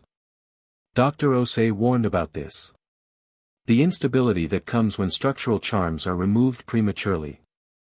You're not yourself right now, I'm more myself, Evren said, than I have ever been.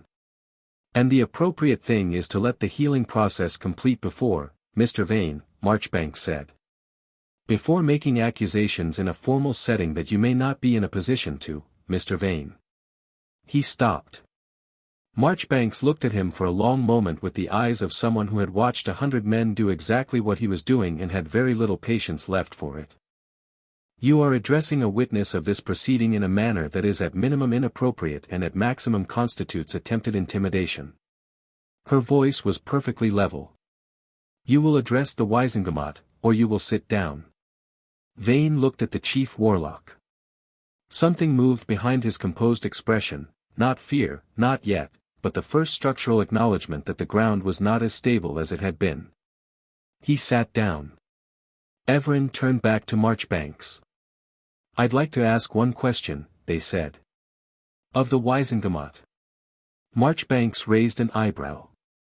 This was not standard procedure. This was not close to standard procedure. But she looked at Evren, at the 11-year-old in the witness chair who had just done what multiple trained adults had failed to do in 20 minutes, and said, one question. The 8 charms with the unidentified secondary signature, Evren said. Has anyone compared that signature to the magical profile on record for every person who attended this proceeding? The chamber took a moment to process this. Torres, at the side of the floor, went very still. Because, Evren said, the secondary charms were placed in the last 3 years. The most recent one was 8 months ago. Whoever placed them had access to me. Had reason to adjust the original architecture. They looked at the gallery. At the Board of Governors. At the parents. At the press. And then, with the deliberate, unhurried precision of someone who had thought about this since 4 a.m. 3 days ago, back at Dumbledore. And I'd like to know who that was. The chamber erupted. Not violently, procedurally, which in a Wisengamot session was somehow louder, 40 voices all claiming speaking rights simultaneously, Pembleton objecting to something, 2 members calling for a recess, Torres already moving toward the display stand with the comparative analysis that nobody had quite thought to run yet. Evren sat in the witness chair and waited. Marchbanks let it run for 30 seconds, which was considerably more than she usually allowed. Then her wand came down on the chair arm and the sound cut off.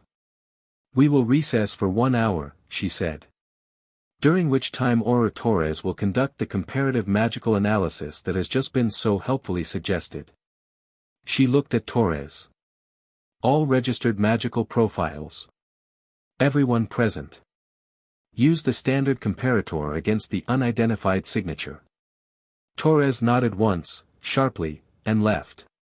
"Mr. Vane," Marchbanks said. "You will not leave this building." Vane smiled, smooth and contained. "Of course. Mr. Dumbledore." Marchbanks looked at him. He looked back. "You will also not leave this building." The gallery held its breath. Dumbledore inclined his head. "As you wish." The chamber filed out in the urgent, rapid way that recesses happened when something important had just been set in motion. Evren stayed in the chair for a moment after most people had moved, watching the room empty, watching the press quills scratch their final notes, watching Vane move toward the side exit with Pembleton at his shoulder and the particular tension in his movement of someone who was walking to give themselves time to think. Sarah appeared at the floor railing above, looking down. "That last bit," she said. "About the comparative analysis." "Yes," Evren said. "Did you know, or were you guessing?"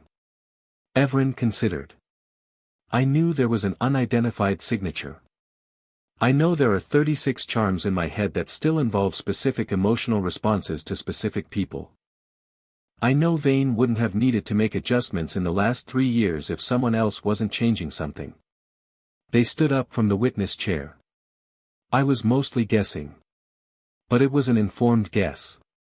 Sarah looked at them for a long moment. The informed guess just redirected the entire proceeding. "I know." Toward Dumbledore. "The signature will tell us," Evren said. "It might not be him. There are other candidates. But you think it's him."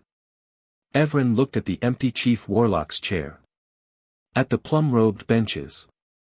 At the display stand where Dr. Osei's diagnostic parchment still hung, the snarl of colored light printed in ink now, evidence now, real and documentable and no longer just a feeling in someone's head. "I think," they said, "that Dumbledore is a man who believes he's always right. And men who believe they're always right don't just observe processes they agree with. They adjust them. They fine-tune." A pause. "He came to my guardian's house 3 times. He had opinions about the pacing. 8 months ago, someone decided the architecture needed updating. Theo, who had materialized somewhere to Sarah's left, said, very quietly, and if it is him, if the comparison matches, then it stops being a story about a bad guardian," Evren said. "And becomes a story about a school," Sarah finished. The 3 of them stood with that for a moment, in the emptied chamber that smelled of stone and old magic and 4 centuries of decisions that had felt necessary at the time.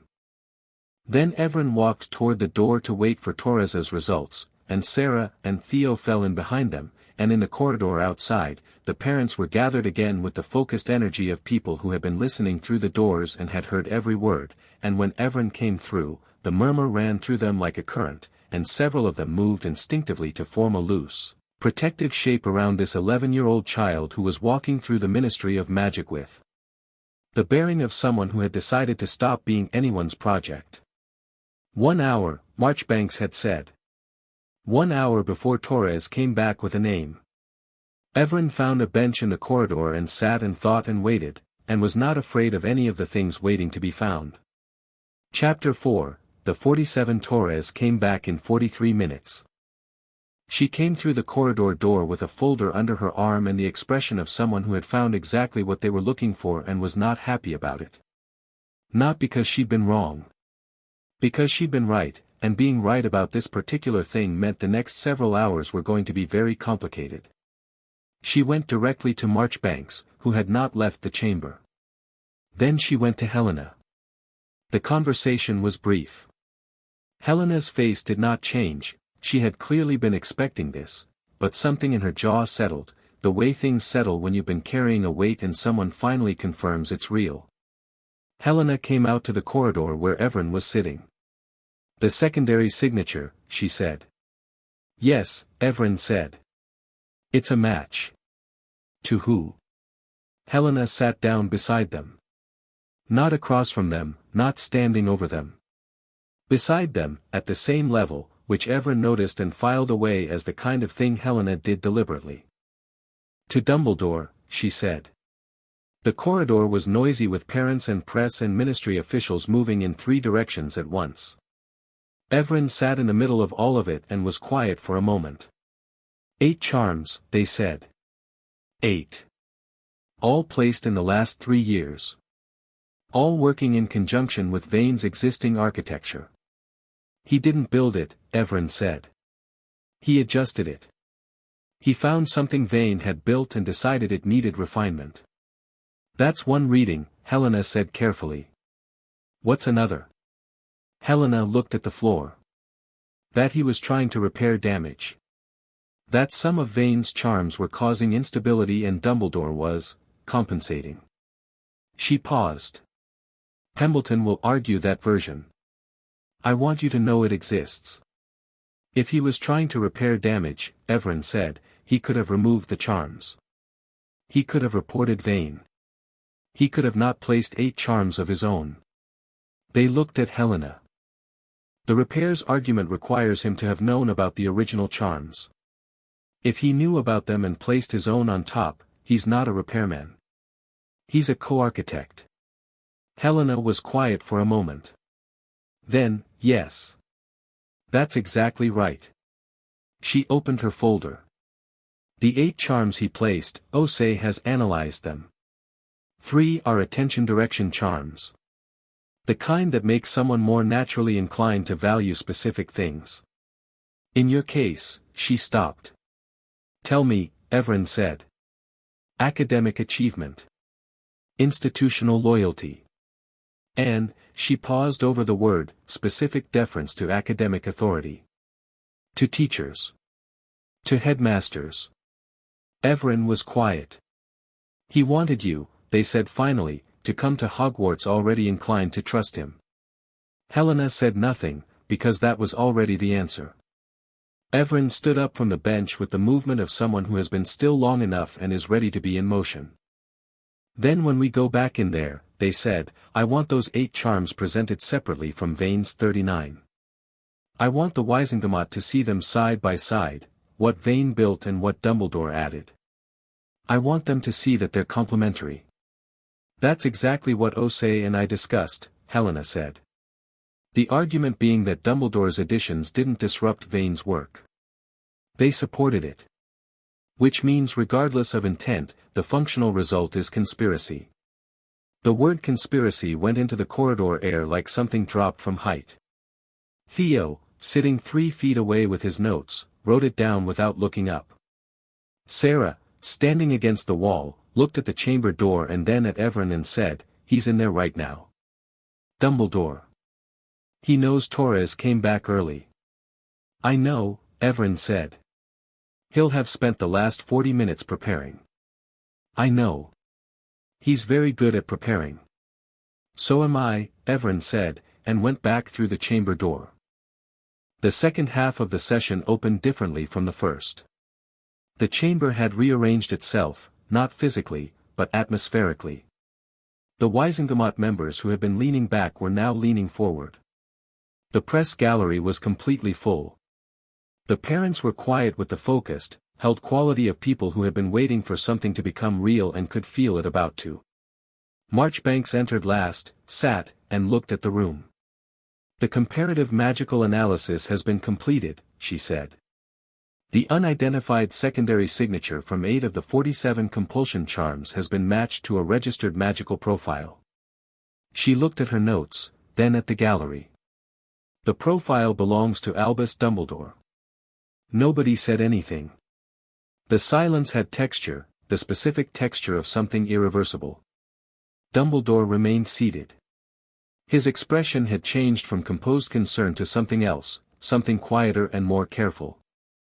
He had been in rooms like this before, on the right side of the table, and now he was on a different side and he was processing that with the thoroughness of a man who understood the difference. Albus Dumbledore, Marchbanks said. You are now a secondary subject of this investigation. You retain all rights of a witness but are advised that testimony given today may be relevant to subsequent charges. Do you understand? I do, Dumbledore said. His voice was the same. He would always have the same voice. That was the extraordinary thing about him, Evren thought. He could be standing in the wreckage of everything and the voice would still carry its warmth and weight like the building was perfectly intact. Mrs. Rosier Blackwood, Marchbanks said. Proceed. Helena stood. She had O'Say's full analysis in her hands, printed on 3 pages of diagnostic parchment, and she put it on the display stand with the deliberate care of someone laying the foundation of something that needed to be seen all at once. I want to read, Helena said, to the chamber, the 47 charms in full. One by one, in chronological order, from the oldest to the most recently placed. She looked at the Wizengamot. I am doing this because each charm corresponds to something. A thought, a preference, a fear, a relationship. And I think this body should understand what 47 means in practice before it rules on what it means in law. Pembleton stood. This is unnecessary and potentially distressing to the minor has specifically requested it, Helena said, without looking at him. Marchbanks looked at Evren in the witness chair. Is that accurate?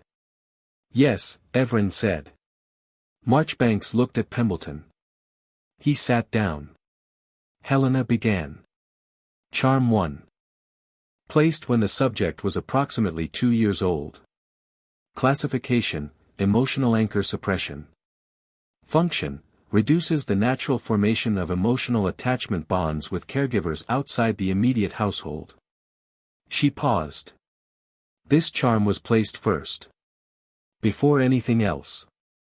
It was placed to prevent Evren from forming the kind of attachment to anyone outside Vane's control that would make the subsequent charms detectable. A child who is attached to a teacher, a neighbor, a relative, will tell that person when something feels wrong.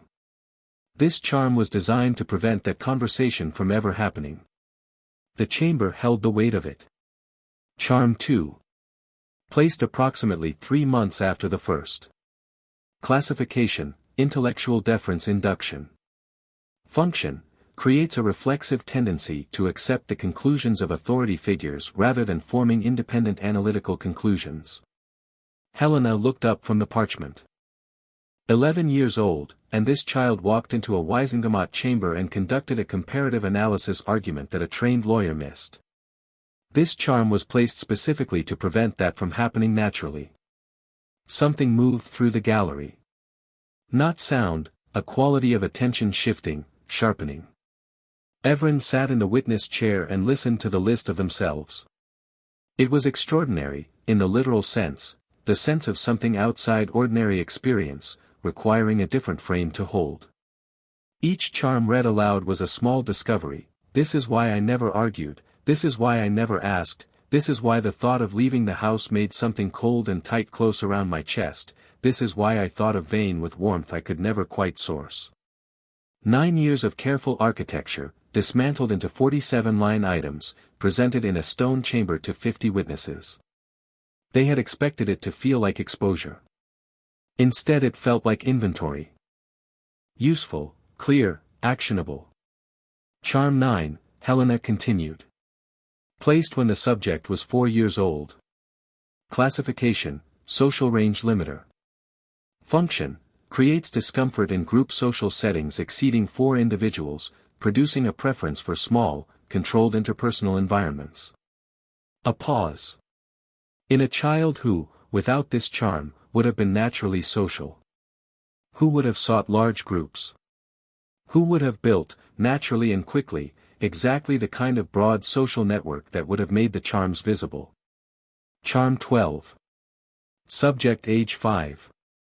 Classification, loyalty bond anchoring.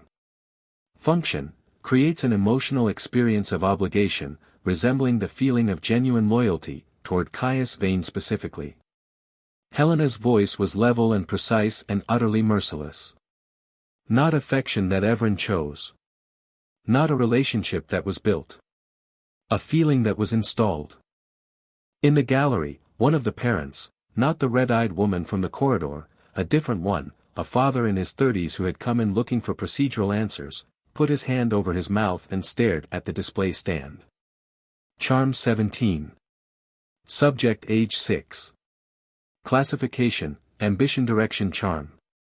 Function, redirects natural ambition from broad, self-determined goals toward specific institutional goals. In this case, the charm was specifically architectured around ministry placement, creating an internal experience of the ministry career as deeply personally meaningful, as a calling rather than an assignment. Someone in the Wisengamot said, under their breath, Merlin. Charm 23.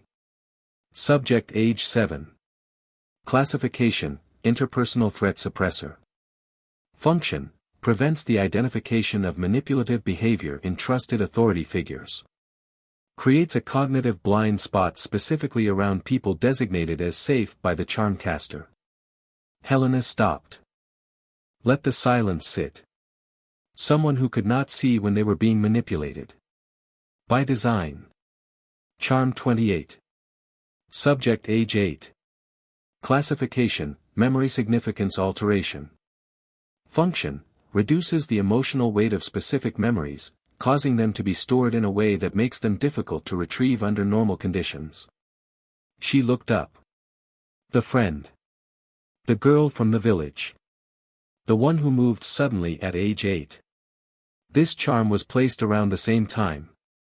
It was designed to make sure Evren would not remember that relationship clearly enough to grieve it or investigate its absence. The red-eyed woman from the corridor had come in at some point and was sitting in the gallery. She was not crying now. She had gone past that into something harder. Charm 31. Subject age 9. Helena's voice did not waver. It never wavered. Classification, self-advocacy suppressor. This charm creates a strong aversive response to the act of asking for help. The subject will experience asking for assistance as shameful, as a weakness, as a sign of fundamental inadequacy. She paused. An 11-year-old child who has spent 2 years at school not asking for help. Not because they were proud. Because someone decided that a child who could ask for help was too unpredictable. Evren looked at their hands on their knees. They thought about the 3 years ahead that this charm had been preparing for, Hogwarts, the school, the place Vane had been positioning them toward. A child who arrived already shaped. Already arranged toward the right conclusions. Already inclined to trust the right people and distrust the wrong questions. They thought about who that child would have become by 17. By 20. By the time they were working in whatever ministry position had been pre-selected. They thought about the person they might have been, moving through their career with a confident sense of purpose that was entirely someone else's purpose wearing their face. The thought made something in their chest go cold and precise. Charm 36, Helena said. Subject age 10. This is the last of the primary caster's additions. Classification, external validation dependency. Function, creates a strong correlation between self-worth and the approval of designated authority figures. In practical terms, the subject would have experienced the approval of figures like Vane, and later, Dumbledore, as emotionally necessary. As the primary source of the feeling of being good, capable, worthwhile. She put the parchment down for a moment. After 10 years of systematic construction, this was the capstone. A child who had been shaped to want to please the people who had shaped them. Who would have experienced their own autonomy as something that needed permission. The chamber was completely silent. Evren raised their head and looked at Dumbledore. He was looking back. And in his face, for the first time since the proceeding began, was something that had gotten past the composure. Not guilt, or not only guilt. Something more complicated. The expression of a man who had told himself a story for years and was watching it, charm by charm, read back to him in someone else's voice, and was discovering that his version of the story and this version were not the same story. Charms 37 through 44, Helena said, picking up the parchment again. These are the 8 charms placed by the secondary caster, now identified as Albus Dumbledore, placed between the subjects' ages of 8 and 10. She looked up. I want to read these in full because they are not structurally separate from Vane's charms. They are integrated. They work with the existing architecture. And the Wizengamot should understand that. Pembleton stood. He had been standing up and sitting down for 2 hours and had the slightly defeated look of someone who understood that his job today was not to win but to slow things down. This characterization of the secondary charms as integrated is the prosecution's interpretation and is not. Osei's analysis demonstrates specific complementary functionality, Helena said. Charm 37, Dumbledore's first, placed when the subject was 8 years old, is a trust amplification charm targeted to the magical signature of Hogwarts institution. It works in conjunction with Vane's Charm 17, the ambition direction charm, by adding Hogwarts specifically as a destination for that ambition. It doesn't undo anything Vane built. It adds to it. She put the parchment on the display stand. They're not separate systems. They're one system with 2 builders. The gallery had gone completely quiet. Vane, across the chamber, was looking at the display stand with an expression that had finally shifted. Not from composed to distressed, from composed to calculating. He was doing the math. He was working out what had changed, what was still controllable, and where the exits were. Evren watched him do it. Charm 38, Helena continued. Dumbledore's second. Placed at age 9. Classification, counter-revelation instinct. Function, creates an aversive response to the impulse to reveal personal information to unknown adults. In plain language, a charm that would have made Evren less likely to tell a Hogwarts teacher, or a counselor, or anyone new, about the circumstances of their upbringing. She looked at the Wizengamot. He was going to be teaching this child. He placed a charm that would make the child less likely to tell his colleagues anything that might raise questions. Dumbledore's hands shifted on his lap. Just slightly. Just enough. Charm 42, Helena said. This one I want to address specifically. Placed at age 10. 8 months ago. She looked up from the parchment. Classification, the analysis describes this as an authority resonance amplifier. It is, in Dr. Osei's professional assessment, the most sophisticated of the 8 charms. It works by amplifying the emotional experience of being in the presence of a specific kind of magical authority. Specifically, and Osei's analysis is explicit about this, the kind of authority that Dumbledore himself possesses and projects. The chamber was stone still. In practical terms, Helena said, this charm would have caused Evren, upon meeting Dumbledore at Hogwarts, to experience his authority as inherently trustworthy. As a kind of homecoming. As something they had always been moving toward. She put the parchment down. He placed, 8 months before this child set foot in his school, a charm that would have made them feel as though trusting him was their own choice. Marchbanks looked at Dumbledore for a long moment. Albus, she said, and there was nothing in the word but the word. No warmth, no history, no 50 years of complicated relationship. Just his name, held at arm's length. I would like to respond, Dumbledore said. You'll respond under oath at the next session, Marchbanks said. Today you'll listen. The chamber held its breath. Dumbledore sat back. And it was this specific moment, the headmaster of Hogwarts being told to sit and listen, and sitting, and listening, that the press gallery was going to put on the front page tomorrow morning. Not the charges. Not the signature match. This. Because Albus Dumbledore had never, in public memory, been told to sit and listen. And he had always been the one telling other people what the right thing was, and how it needed to be done, and why the larger picture required certain sacrifices, and wasn't it better in the long run, and didn't they trust him? He sat. He listened. Charm 43, Helena said. Placed at age 10. Classification, institutional identity binding. Function, creates a strong emotional identification with Hogwarts as the primary source of personal identity and community. The school becomes, in the subject's experience, not a place they attend but a place they belong to in a way that makes independent thought feel like a kind of betrayal. She paused.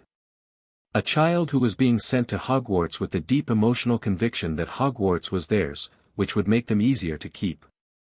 Charm 44, she said. The last of the 8. Placed 4 months ago. Classification, perimeter loyalty anchor. Function, suppresses the ability to imagine life outside the institution. She set the parchment down.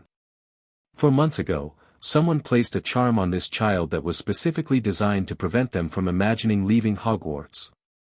A pause that lasted long enough to be intentional. Not just loyalty.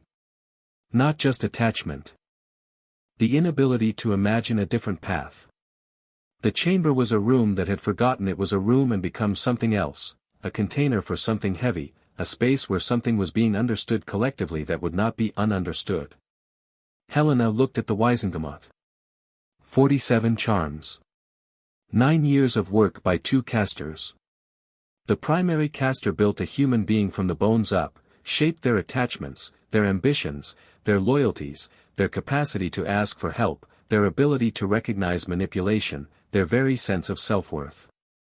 The secondary caster reviewed that work and found it, mostly adequate, but in need of specific refinements for the specific institutional context they were being delivered into. She picked up the 3 pages of parchment and held them.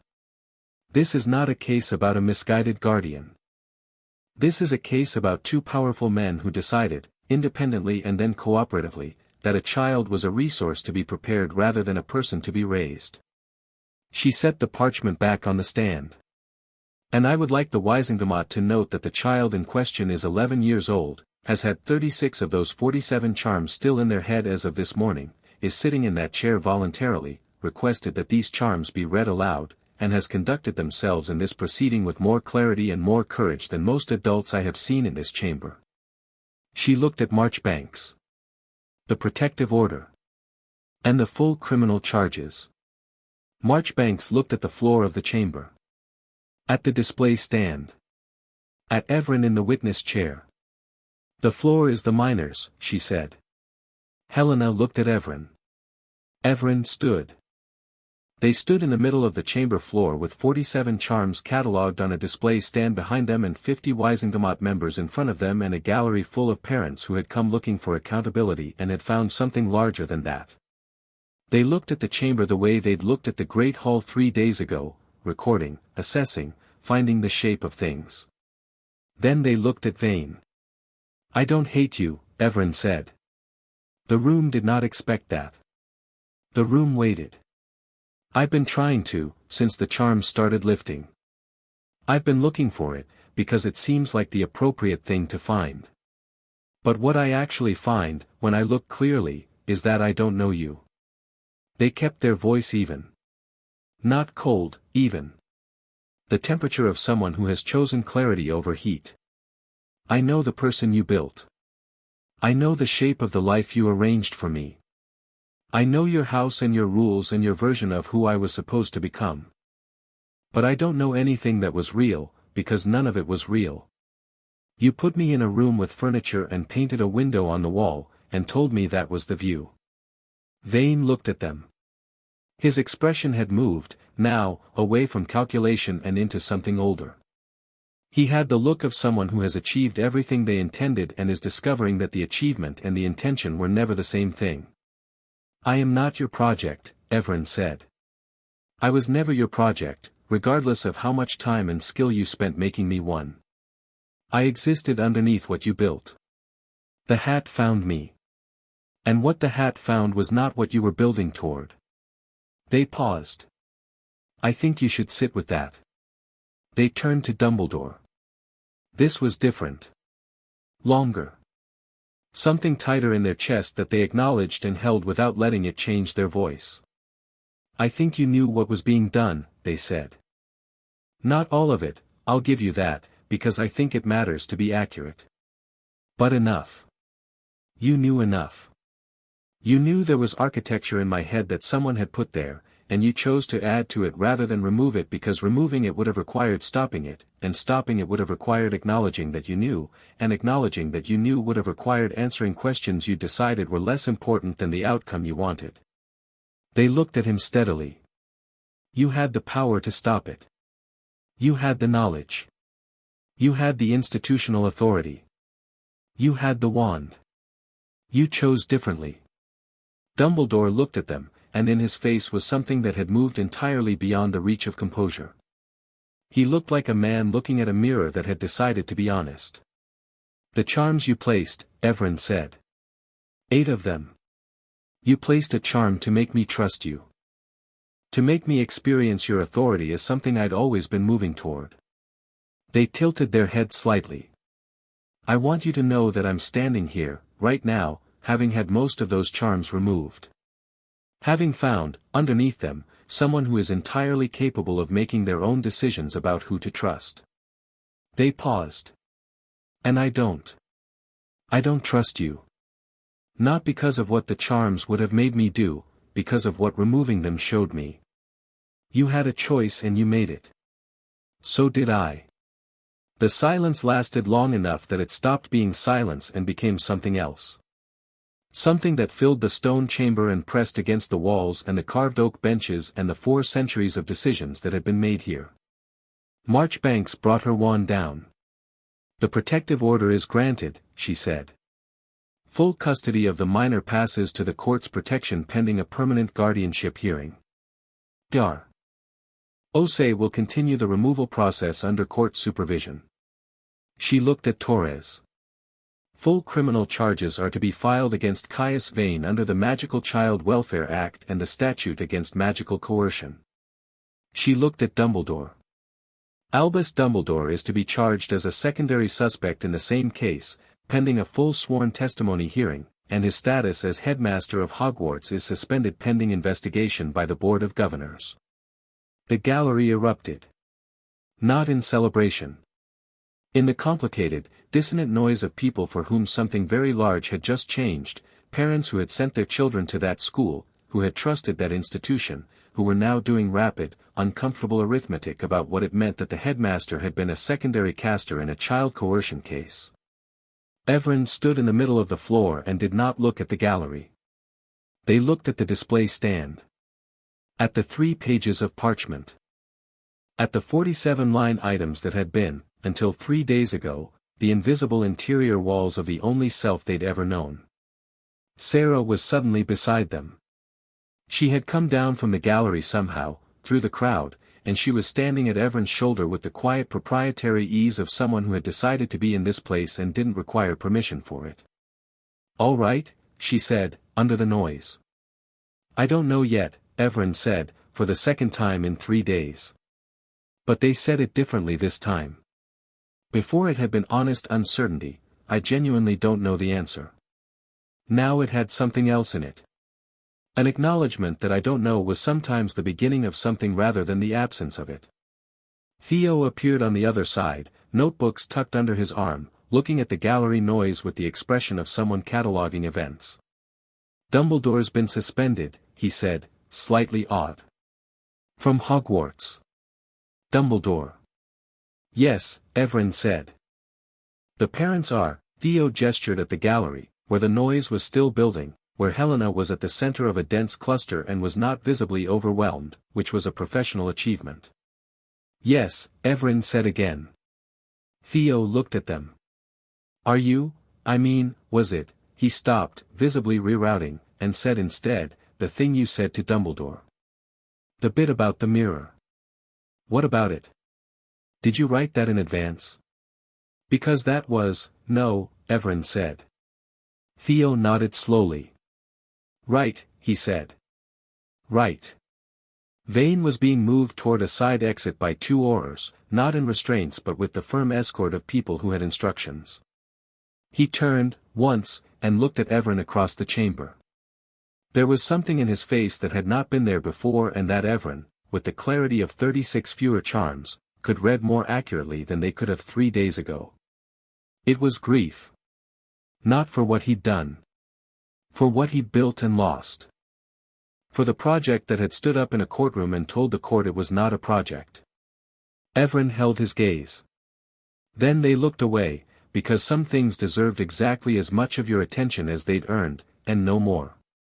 Helena appeared, briefcase in hand, with the controlled energy of someone whose next 12 hours were already written in her head. "Well done," she said, to Evren, and she said it the way lawyers said well done when they meant something larger than the words. "What happens now?" Evren asked. "Now," Helena said, "the Board of Governors meets.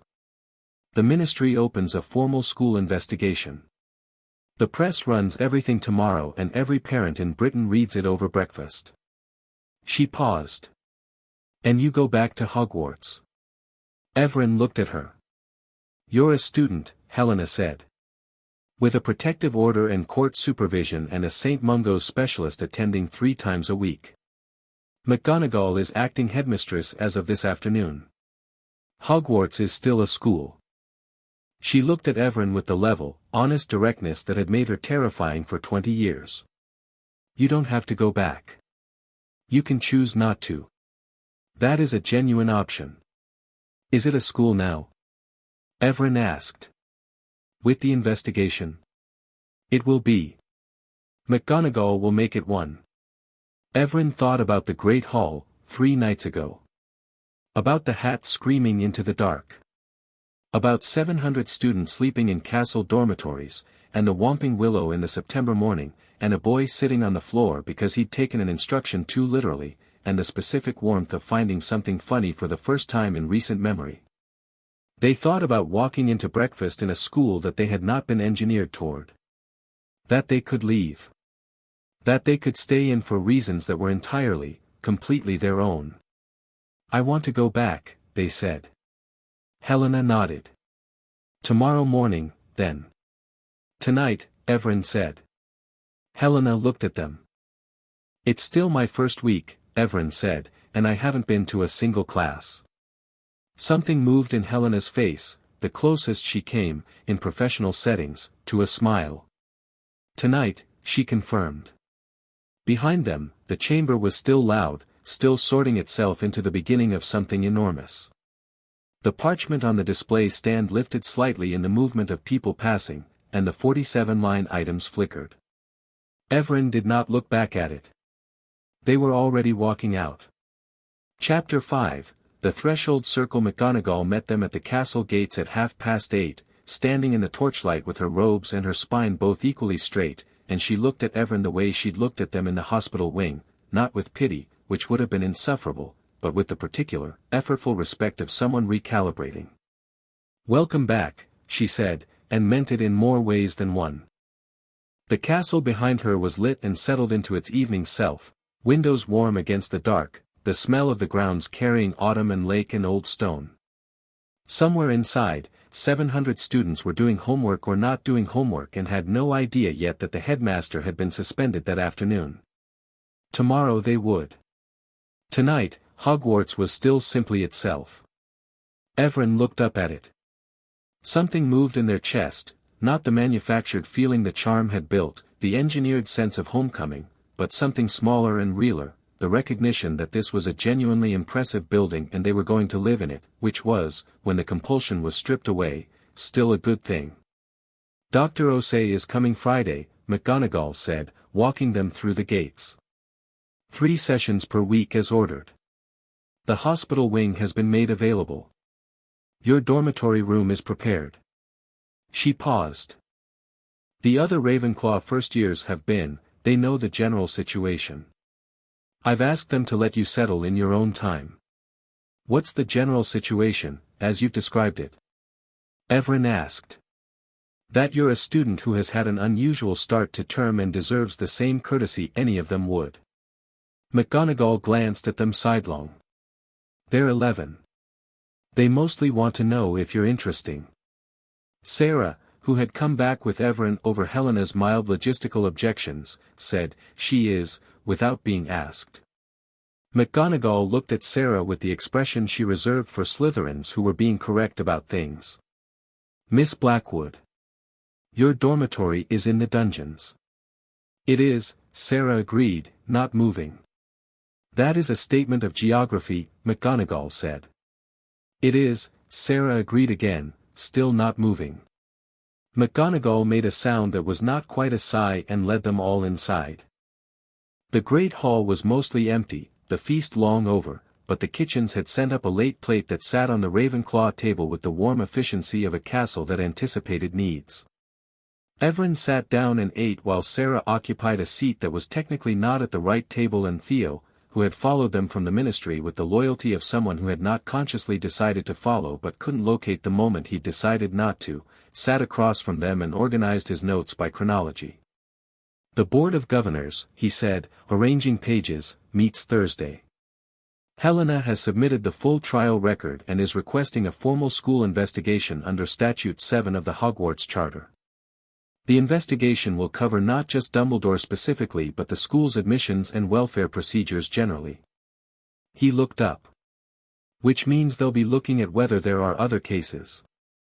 There will be, Evren said. You think so? The threshold circle doesn't operate on one child, Evren said. That's not how institutional systems work. Vane is methodical. He's been doing this for 15 years by my mother's count, by Helena's count. They ate. He would have had other placements. Other children. Theo was quiet for a moment, the weight of this landing. Then he wrote something down. So the school investigation is, the beginning, not the end, Evren said. The Wisengamot case is Vane and Dumbledore specifically. The school investigation is the larger question of whether Hogwarts was being systematically used as a delivery point for specifically shaped children. Sarah looked up from where she'd been reading something on her own parchment. My mother is already on that track.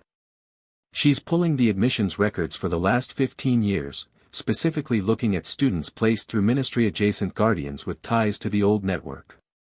She paused. She asked me to ask you something. Ask, Evren said. Do you know who your parents were? Specifically, do you know how they died? The great hall was quiet. A candle guttered in the draft from the door. Vane told me it was a flu accident, Evren said. When I was 18 months old. And now? Evren looked at their food. They had thought about this. They'd had 3 days to think about it and had put it in a specific mental folder marked later, when there's room, because you could only open so many things at once, and they were being strategic about the order. Now, they said, I think I need to find out whether the flu accident is the same category of truth as the educational specialist who recommended the stabilizing measures. Sarah nodded. My mother thinks your parents may have been the original reason Vane wanted you specifically. She doesn't know why yet. But she's working on it.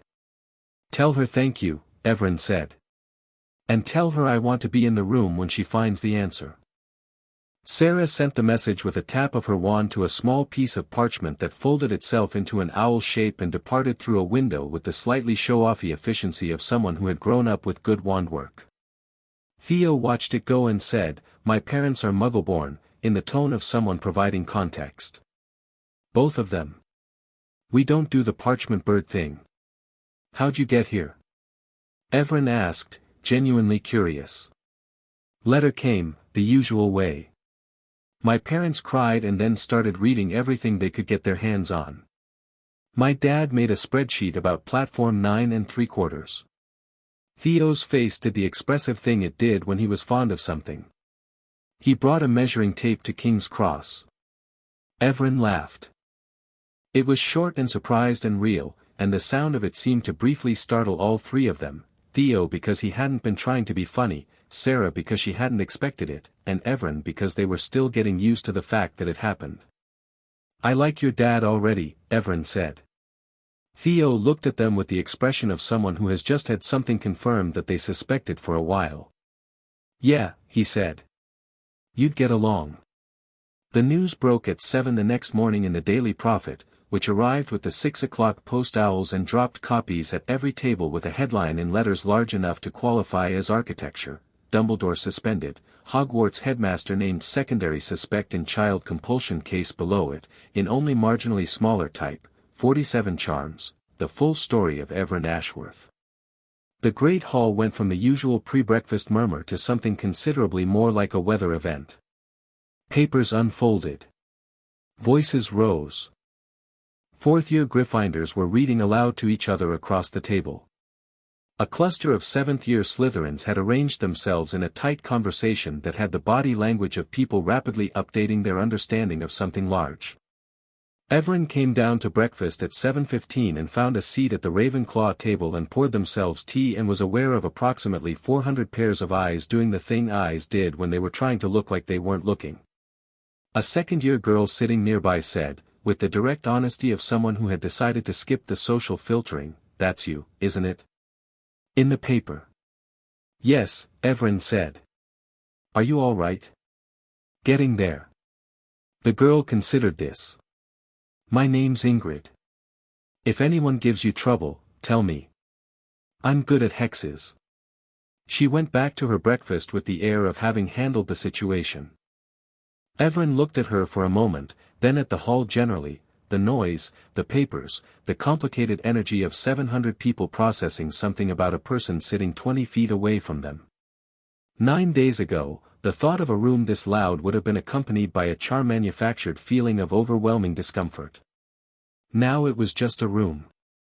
A loud one, but manageable, and genuinely interesting. The Ravenclaw first-years filtered in around 7:30 and took their seats with the careful arrangement of people who had been briefed and were trying to behave accordingly. 3 of them made quick eye contact and gave small nods that communicated, "We've read the paper and we think you're handling it well," without any of them having to say it. One boy, broad-shouldered with the look of someone whose family had been doing magic for generations, sat directly across from Evren and opened his own copy of the Prophet and said nothing, which was, Evren thought, the correct instinct. Then he looked up and said, "The bit about the 42 charm. The authority resonance one. That's genuinely extraordinary spell work. Technically. In a horrible way." "Yes," Evren said. "Who builds something like that?" "Someone who's been practicing for decades," Evren said. "And who's convinced themselves it's architecture rather than violation." The boy thought about this. "I'm Rafferty." "Raff." He paused. "I was going to say I can't imagine, but I think the honest answer is I can imagine it perfectly well, and that's what makes it awful." Evren looked at him. "Another filing, genuine, unsentimental, probably useful." "I think that's the right response," they said. The doors of the Great Hall opened and McGonagall walked to the staff table with the focused efficiency of someone who had been awake since 5 and had managed 6 separate crises before breakfast and was going to manage 6 more before lunch and was entirely prepared for all of them. She sat, looked at the hall, and said nothing about the papers. She didn't need to. Her presence communicated, "Yes, this is happening, yes we are continuing, yes this school is still a school." It was, Evren thought, very good headmistressing. The threshold circle made its first move at 11 o'clock on Wednesday morning, and it came not from a person but from a piece of paper. Evren was in their first charms lesson, 2 days behind the rest of the class, picking up what they'd missed from Theo's characteristically thorough notes, when a ministry owl arrived at the window with the official seal of the Department of Magical Child Welfare. The letter inside was formal and bureaucratic and had been written by someone who understood that the most dangerous-looking things in the world could look like forms. It was an application for emergency welfare assessment. Filed by a group calling itself the Coalition for Magical Child Welfare Standards, citing concern about the psychological stability of a minor undergoing multiple active compulsion charm removals in an uncontrolled school environment. The application requested that Evren be remanded to an approved ministry welfare facility pending psychological clearance. In other words, removed from Hogwarts. Removed from McGonagall's authority, Helena's representation, Osei's care. Placed somewhere quiet and controlled while the paperwork ground forward. Flitwick read it over Evren's shoulder with an expression that became progressively more alarmed as he went. "This is, I'll need to flew Mrs. Rosier Blackwood, already done," said Sarah from the doorway, where she had no business being during a charms lesson and was there anyway, parchment in hand. My mother's response is in this envelope. The Coalition for Magical Child Welfare Standards was incorporated 14 months ago.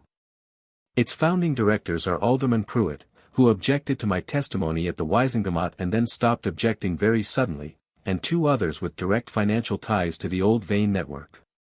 She handed the envelope to Evren. The coalition has no actual welfare work on record. They've never filed an assessment before. This is the first one. Evren read the application again. Then they looked at the window the owl had come through, the September morning outside, ordinary and indifferent. This is Pembleton's work, Evren said. Vane's lawyer.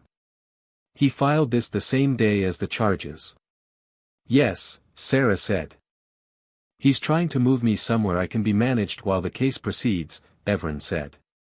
If I'm in a ministry facility they get to control who I speak to and what information I receive and whether I can continue participating in the case. They put the application down. It's procedurally clever. It's not going to work, Sarah said. It's not, Evren agreed. But I want to understand who signed it. Beyond Pruitt. They looked at Flitwick. Professor, do ministry applications like this have to disclose all signatories? Flitwick blinked. He had the look of a man who taught charms to first years and had not expected today to require knowledge of magical welfare procedure. Under the Transparency in Magical Governance Act, yes. All supporting signatories must be disclosed within 48 hours of filing. So tomorrow we'll know who else is behind this. Theoretically. Then we wait until tomorrow, Evren said, and in the meantime Helena files the counter-application. She already has, Sarah said. Flitwick looked between them. He had the expression of a man recalibrating the nature of his introductory charms class. Is there something I should be doing? Teach us the cushioning charm, Evren said pleasantly. I missed 2 days. The signatories arrived the next morning. There were 11 of them. Helena had the list by 8 and had sent Evren a copy by 8:15, which arrived with a brief handwritten note, third name from the bottom. Don't react until we've spoken. Evren looked at the list. Looked at the third name from the bottom. Looked at it again. The name was Evren Ashworth. Evren sat with this for approximately 30 seconds, which was the amount of time required to take something that complicated and make it usable rather than just overwhelming. Then they folded the list and put it in their pocket and walked down to breakfast. Theo was already there, and had already received his copy. Helena had apparently decided that Theo's analytical instincts were now officially on retainer, and he was sitting at the Hufflepuff table with the expression of someone who wanted very much to say something but had received specific instructions not to and was physically containing it. He looked at Evren as they passed. Evren gave him a small nod that meant I know. Later. He exhaled and went back to his notes. Evren Ashworth. A name with their name in it. A relative, uncle, probably, given the generation gap, the name structure, the fact that Evren had been told their extended family was small and distant and had never tried to make contact. Had been told, specifically, by Vane. Evren ate breakfast. They thought, a relative who had never contacted them, who had sat in the background for 11 years, who now appeared on a document attempting to have them removed to ministry custody. Not a stranger. Not a random political actor. Someone who had known all along. The third name from the bottom. Helena had said don't react until we've spoken, which was professional advice and sound professional advice, and Evren intended to follow it up until the point where following it stopped being useful. They were not, they reflected, someone who followed instructions out of deference anymore. The difference was that now they knew it. Helena arrived at Hogwarts at 10:30 on Thursday, the day before the Board of Governors meeting, with Torres and a woman Evren hadn't seen before, compact, brown-skinned, 30s, with the watchful stillness of someone whose job involved listening very carefully to things people didn't say. This is Investigator Marsh, Helena said. She's been assigned to the expanded investigation. Specifically the threshold circle piece. Investigator Marsh looked at Evren with the direct, professionally neutral gaze of someone who did this for a living. You've seen the signatory list. Yes. Evren Ashworth. Yes. We've been tracking the threshold circle for about a year, Marsh said. It's not a formal organization. It doesn't have meetings and minutes and a membership register. It's a network of people with shared interests and a shared understanding that certain kinds of children represent long-term investments. She said investments the way you'd say a word you'd decided to use precisely because it was offensive. Vane was, one of the operational figures. The person who actually did the work of identifying and placing children. She paused. Evren Ashworth is a financier. He's funded 3 placement operations over the last decade. What's a placement operation? Evren asked. Finding a child with the right profile. Magical potential, unusual circumstances, minimal family connections. Placing them with an operative guardian who can shape them over a decade. Then introducing them into an institution, Hogwarts, the Ministry, St. Mungo's, where their manufactured loyalties and specific skill sets can be used. She held Evren's gaze. You were supposed to be the Ministry placement. High academic performance, politically moderate disposition, institutional loyalty baked in. By the time you were 25, you'd have been 3 years into a Ministry career with a specific set of opinions and a specific set of relationships and no idea that either had been built for you.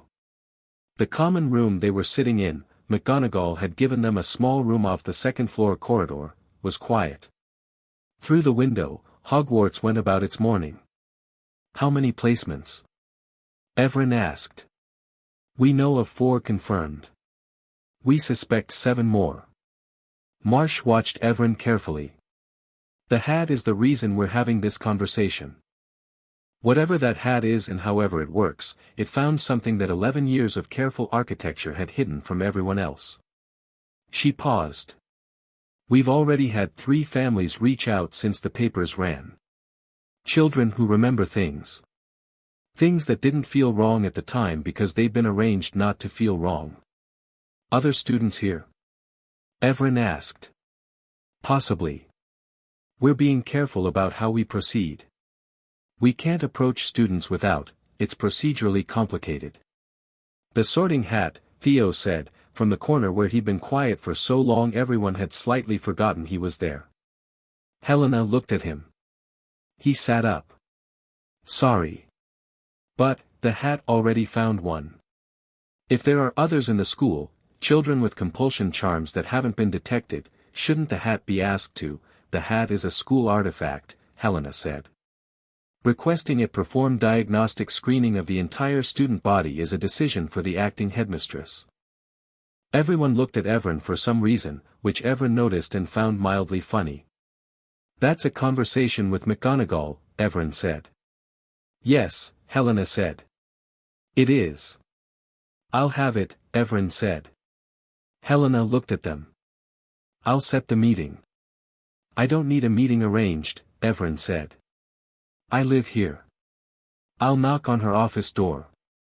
Helena opened her mouth and then closed it, and something shifted in her expression, the same thing that had shifted back in the hospital wing when she'd been expecting a victim and found something else. She made a small note and said, all right. Evren Ashworth, Evren said, returning to the list. He funded the placement. What does that mean legally? Accessory to magical compulsion of a minor, Marsh said. Funding the placement with knowledge of what the placement involved. It's a serious charge. Has he been contacted? This morning. Through legal counsel. He's not yet responding. He will, Evren said. You think so? He put his name on a document, Evren said. He signed it and sent it to the ministry. He's been in the background for 11 years and he chose this week to put his name on something. They thought about it. He's worried. He thinks the welfare application is his best move, remove me to somewhere he has more influence before the investigation reaches him specifically. It means the investigation is already closer to him than he wants.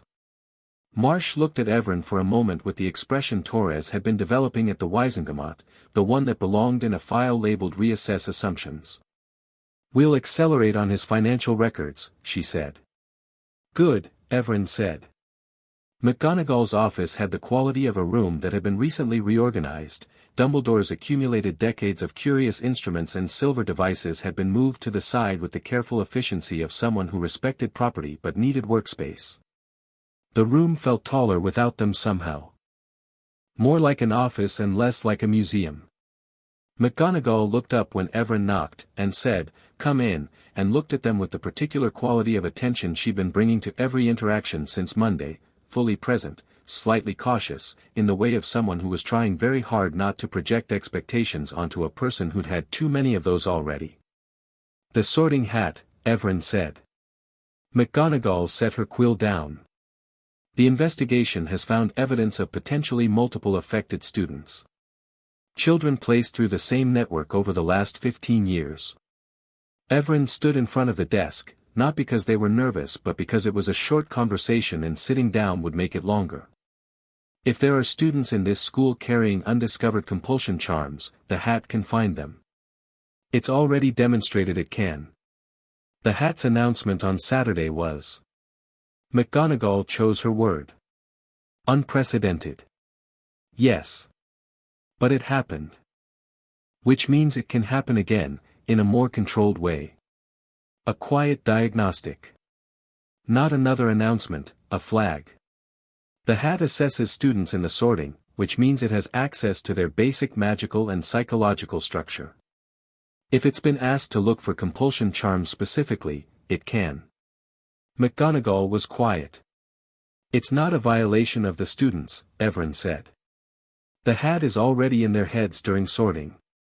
The question is just whether we ask it to look for something specific while it's there." A pause. "For the incoming first years, the sorting hasn't finished. There are still 11 students who haven't been sorted." The ceremony was interrupted. Evren's voice was perfectly level. "Those 11 students sit under the Hat before they go to their houses. That's the controlled opportunity." McGonagall looked at the window. At the grounds. At the sky above the lake, which was grey today and looked like it was thinking about something. "The Hat would need to agree," she said. "It has autonomy. I can ask, but I cannot instruct." "Ask," Evren said. McGonagall looked at them. "You knew I'd say yes before you knocked." "I thought it was likely," Evren said. "You're someone who, when they know something needs doing and have the authority to do it, does it.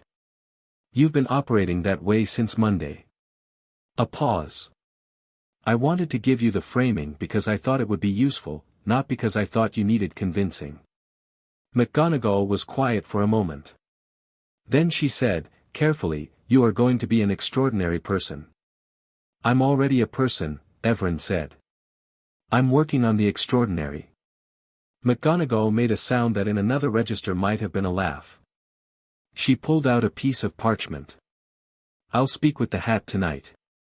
The Board of Governors meeting was Friday morning, and Evren was not invited. This was deliberate and legally appropriate. The board's investigation was institutional rather than personal, and Helena had made the calculation that keeping Evren at the center of every proceeding risked the particular kind of battle fatigue that even very resilient 11-year-olds eventually encountered. Evren spent Friday morning in charms and found the cushioning charm straightforward and the levitation charm interesting and a double period's worth of magical practice genuinely absorbing in a way that was clean and uncomplicated and entirely their own. The magic felt different than it had in their home practice sessions with Vane's tutors, not stronger, but freer. Like a language you'd been taught with unnecessary rules that someone had now told you weren't rules at all. Theo was 3 seats over, performing Wingardium Leviosa with enormous precision and the faintly competitive expression of someone who had decided that being good at spells was a reasonable outlet for the energy he usually put into research. "You're holding your wrist wrong," Evren said. Theo looked at his wrist. "I got the feather up." "You got the feather up awkwardly." If you do it at that angle for 7 years you'll develop a compensating grip that'll cause problems with more complex charms. Evren demonstrated the wrist position. Like this. Theo tried it. The feather went up smoothly, without the slight wobble he'd had before. He looked at it, then at Evren, with an expression that was approximately 30% impressed and 70% trying to figure out where Evren had learned wandwork technique. Private tutors, Evren said, before he asked. Right. He tried the charm again. The tutors Vane selected. Yes. Who were genuinely excellent at teaching, whatever else was happening. Evren watched the feather. That's the thing about what Vane did. He actually wanted me educated. The manipulation and the genuine investment weren't separate, they were the same project. He wanted me excellent because excellence served the purpose. Which means some of what I got was real. Theo put his feather down. Does that make it better or worse? Evren thought about it honestly. Neither. Just more complicated. Flitwick, passing with the alert bustle of a very small man who covered a lot of ground quickly, paused beside them with an approving look at Theo's improved form and said, to Evren, there's a message from Headmistress McGonagall. She'd like to see you after lunch. The hat was on the desk when Evren arrived. Not on its shelf, on the desk, as if it had been placed there for a conversation and was taking that conversation seriously. It had the quality, sitting there, of something that was paying attention. McGonagall was at the window. I spoke with the hat last night, she said. It agreed. It's prepared to conduct a secondary assessment of the remaining unsorted first years, looking specifically for compulsion charms of the kind described in Osei's analysis. And? McGonagall turned from the window. Her expression was the one Evren had filed under effortful composure, something being held steady through the force of professional will. The hat found 2, she said. The room was quiet. 2 students in the remaining first-year group. 2 children with compulsion charms present. She paused. Not the same number as yours. Not as architecturally complex. But present. Measurable. And in the hat's assessment, from a similar magical technique to the primary signature in your case. Vane's work. The hat informed me quietly, McGonagall continued. The students were sorted without announcement. The charms were not disclosed in the hall. Their families will be contacted today. She looked at Evren. I thought you should know. What happens to those students? Evren asked. St. Mungo's assessment. Osei has already been contacted. We're working with the families. She paused. One of the children, the hat said they've had charms placed since infancy. Even earlier than yours. Evren sat down in the chair in front of the desk. Just for a moment. 2 more. And those were the ones still to be sorted, the ones who hadn't even had their sorting yet. How many had already been sorted over the years? How many were already in the school, in their 2nd or 3rd or 7th year, carrying architecture they couldn't see? They thought about the threshold circle, not as an abstract criminal network, but as a practice. Patient, methodical, long-range. Planting children in institutions like seeds. Waiting for the harvest. The full student body, Evren said. The hat has offered to assess them, McGonagall said. Over time. Quietly. Starting with the oldest students and working down. She looked at them. It'll take time. The hat says it can identify the signature now that it has a reference point from your case. It will flag anything that matches. Do it, Evren said. I intend to. McGonagall sat down. She looked at Evren the way she'd looked at them in the hospital wing, not with pity, not with performing concern, but with a direct, honest acknowledgement of the reality between them. I also want to say something that is not about the investigation. Evren looked at her. I have been a teacher for a very long time, McGonagall said. I have taught exceptional students. Students who went on to do things that changed the world, in good ways and in terrible ones. I have learned, the hard way, more than once, that exceptional is not the same as good, and that powerful is not the same as right, and that the most important thing you can do for a student is make sure they understand the difference. She paused. What was done to you was wrong. Not complicated, not contextual. Wrong. And I am sorry that this school, and I, were not in a position to stop it sooner. Evren held her gaze. You didn't know. No. But I should have asked questions I didn't ask, because there were things that didn't add up and I chose to trust the framing I was given. She said it evenly, without self-pity, the way honest people admitted honest failures. I am telling you this so you know where I stand.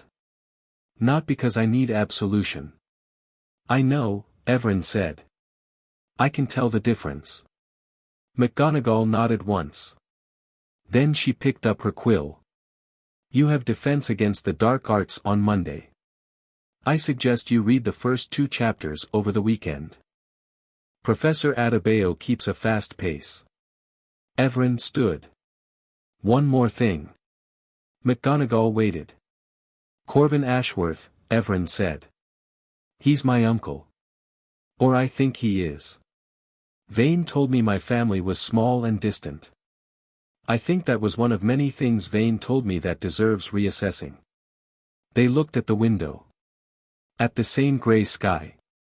If there's a way to find out who my parents actually were, what actually happened to them, I'd like that information to come through you or Helena. Not through the investigation directly. McGonagall looked at them for a moment. I'll see what I can find in the school's records. Admissions documentation goes back to the original application. There may be information there that was never shared with Vane. She paused. Your parents, do you know their names? Vane told me, Evren said. But given the pattern, I'm not sure I should trust what he told me. Give me what you have and I'll verify it. Evren gave her the names. They said them quietly, like setting something fragile down, not because they were grieving, exactly, but because they were approaching something real for the first time. Not a story told by someone with an agenda. The actual facts of where they came from. McGonagall wrote the names down and looked at them for a moment with the expression of someone who had just recognized something. It was a quick thing, a flicker, and she controlled it immediately, but Evren caught it. What? Evren said. McGonagall looked at them. A pause that lasted 2 seconds longer than it should have. I'll look into it, she said. McGonagall. There may be nothing. I don't want to say something before I've verified it. Then verify it quickly, Evren said. Please. McGonagall held their gaze for a moment and then nodded, once, with the quality of a promise that was being made seriously. Evren left the office and walked down the corridor with the afternoon light coming through the tall windows in long gold bars, students passing in both directions, the school going about its Friday self. 3 days since they'd come back. 1 week since the hat had screamed into the dark. The Threshold Circle had filed its application and its application was going to fail, because Helena was better than Pembleton and the evidence was better than the procedure and Evren was not, regardless of what anyone filed or who put their name on what document, going anywhere. 2 more students. And more being looked for. And somewhere in McGonagall's expression was something that she'd controlled very quickly, something that she knew and hadn't said, something about Evren's parents and the names on that admissions form that had made her eyes do something before she could stop them. Evren walked down the corridor and thought about it, and was not afraid of whatever it was, and waited for Friday to end and the answer to arrive.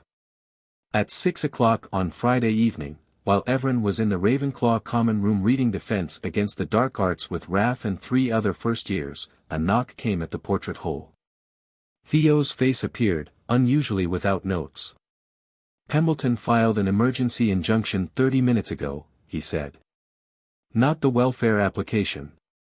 Something new. He looked at Evren. He's arguing that Evren's continued presence at Hogwarts constitutes a conflict of interest with the ongoing investigation because Evren is actively participating in the investigation from within the school. He's requesting an order that would prohibit Evren from having any contact with McGonagall or any school official regarding the investigation. The common room was quiet. Raph looked up from his book. "He's trying to sever me from the investigation on procedural grounds," Evren said. "Not remove me, just isolate me. Cut the information flow." They thought about it. "It's better than the welfare application. More targeted." "Helena says it has a 30% chance of being granted," Theo said. "The legal argument is actually sound, in a narrow way. The judge is someone named Thorne, she's procedurally conservative and tends to err on the side of, is there a hearing?" "Tomorrow morning. 9 o'clock. Evren closed the book. "Then I'll be there at 9. Theo nodded. He started to go, then stopped. "Also, Helena wants you to know that Evren Ashworth has responded to the investigation. Through his lawyer." He paused. "He wants to meet with you. Directly. Without counsel present." The common room held that for a moment. "Tell Helena I'll consider it," Evren said. "She says you should say no." "I know what she says," Evren said. "Tell her I'll consider it." Theo held their gaze for a moment. He had the look of someone who was doing the math and arriving at the answer that Evren had already arrived at. "He's not just a financier," Theo said. "No," Evren said. "He's family. Which means he knows things that the investigation doesn't know yet. Things about my parents. Things about how this started." They looked at the book in their lap. "And people who want to meet without counsel present want to say something they don't want on the record. Which could mean he wants to offer something," Theo said slowly. "Or it could mean he wants to try to manage me the way everyone else has tried to manage me," Evren said. "Which would be interesting to watch." Theo looked at them for a long moment. Then he said, very quietly, "You're not going to let him, though." "No," Evren said. "I'm not." Theo nodded. He pulled his notebook from his pocket, apparently by reflex, and then put it back away again. "Saturday morning. 9 o'clock. I'll be ready," Evren said, and went back to the book. Chapter 6, After the Scream. The injunction hearing on Saturday morning lasted 40 minutes. Judge Thorne was a precise woman in her 60s who ran her courtroom the way certain people ran kitchens, everything in its place, nothing wasted, and an absolute intolerance for garnish that didn't serve a purpose. She read Pembleton's filing with the focused attention of someone looking for the thing wrong with it, because there was always something wrong with filings this rushed, and found it in 11 minutes. "The argument requires that the minor's presence at Hogwarts constitutes a conflict of interest," she said, not looking up from the document. "For that to hold, the minor would need to be acting in an official investigative capacity. Which they're not. They're a student. The investigation is being conducted by the DMLE and a licensed legal representative." She set the document down. "Pembleton. The minor has been demonstrably directing aspects of the being intelligent and observant is not the same as holding an investigative position." She looked at him over her glasses. "Application denied. Costs to the applicant." She picked up the next file. "Next." That was it. 40 minutes including the walk there and back. Helena, beside Evren on the corridor bench outside the courtroom, put her papers away with the satisfied efficiency of someone closing a completed task. "Thorne is procedurally conservative," she said. "Which cuts both ways. Bad arguments don't survive her." "Pembleton's running out of procedural moves," Evren said. "He has a few left. He'll try to delay the main criminal hearing. Push for additional psychiatric assessment of Vane, establish grounds for diminished responsibility. Possibly argue that the older charms fall outside the statute of limitations." "Do they?" "No. Sustained magical coercion has no statute of limitations when the subject was under 5 at the time of first casting. Helena glanced at Evren. He knows this. The delay is the point. The longer this extends, the more time the threshold circle has to move assets and relationships. Marsh, Evren said, is already on it. They walked through the ministry atrium, past the fountain with its hierarchy in bronze, past the gilded ceiling and the echoing marble and the purposeful crowd of ministry workers on a Saturday, because apparently the ministry worked Saturdays now, or at least the parts of it dealing with this case did. Evren Ashworth, Evren said. Helena's pace didn't change. I've advised against the meeting. I know. Meeting without counsel, without a record, with a man who has financed child coercion operations and whose name appears on a document attempting to have you removed from your school. I know your advice, Evren said. I want to hear what you think he wants. A pause. Information control, Helena said. He wants to know how much you know. He'll frame it as wanting to connect with family. As wanting to explain. And he'll be listening more than he's talking. She looked at Evren sideways. He's a financier. His skill is assessment. He'll want to assess what you are now and what you're capable of. Then we want the same thing, Evren said. Helena stopped walking. Evren. He knows things about my parents that the investigation doesn't have yet. He knows how this started, the original decision to use me specifically. That information exists in his head and it's not going to come out in a courtroom unless someone gives him a reason to offer it. Evren looked at her. I'm not walking in blind. I know exactly what he's doing. The question is whether knowing that is enough to make the meeting useful. And if he's better at it than you expect? Then I'll find out something interesting about myself, Evren said. Helena looked at them for a long moment. She had been a lawyer for 20 years and had stopped being surprised by people and was being surprised by this person on an ongoing basis, which she was finding both professionally inconvenient and personally something she didn't have a clean word for. I'll be outside the room, she said. Full record running. If he says anything relevant to the case, it'll be useful, Evren said. You can end it at any point. I know. He may say things about your parents that are difficult. Evren was quiet for a moment. I know that too.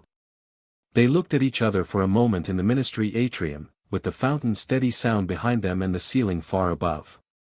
All right, Helena said. This afternoon. 2 o'clock. Ministry interview room C, neutral ground, neither his territory nor mine. She started walking again. And eat something first. You think better when you've eaten. Evren looked at the back of her head. How do you know that? I've watched you for a week, Helena said, without turning around. You get sharper after meals and you've been skipping breakfast.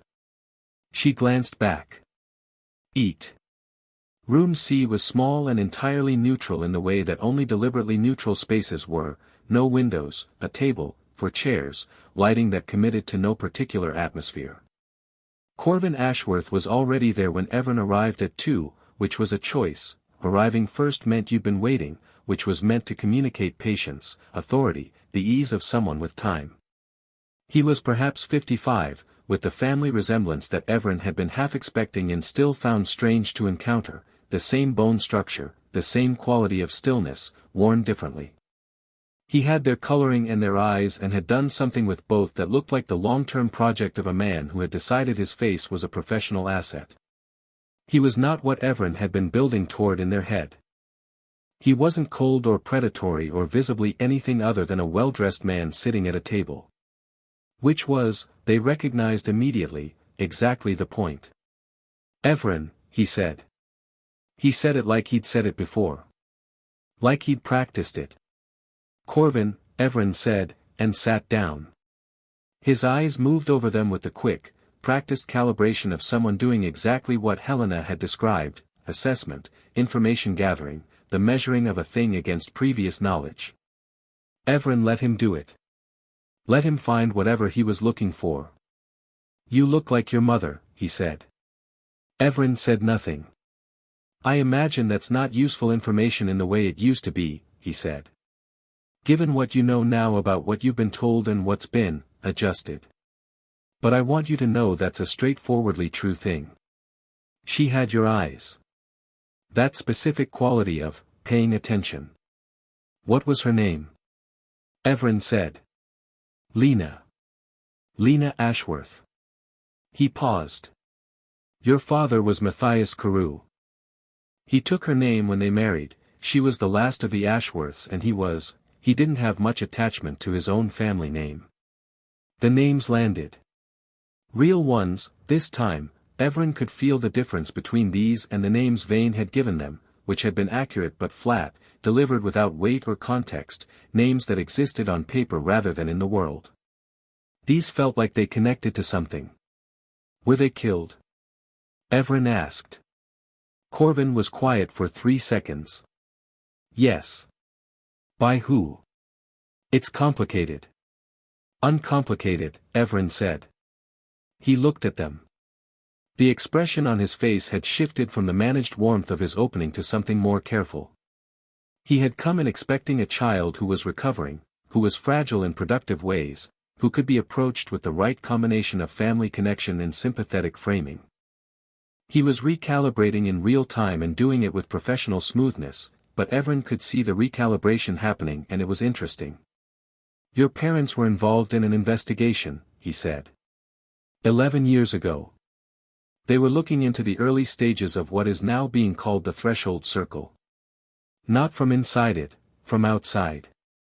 They were private researchers. Magical historians, actually. He paused. Your mother had a particular interest in magical coercion and its historical use by institutions. She had a great deal to say about it that made certain people uncomfortable. People like Vane, Evren said. And others. He folded his hands on the table. They got too close. They identified specific names. Specific funding structures. He looked at his hands.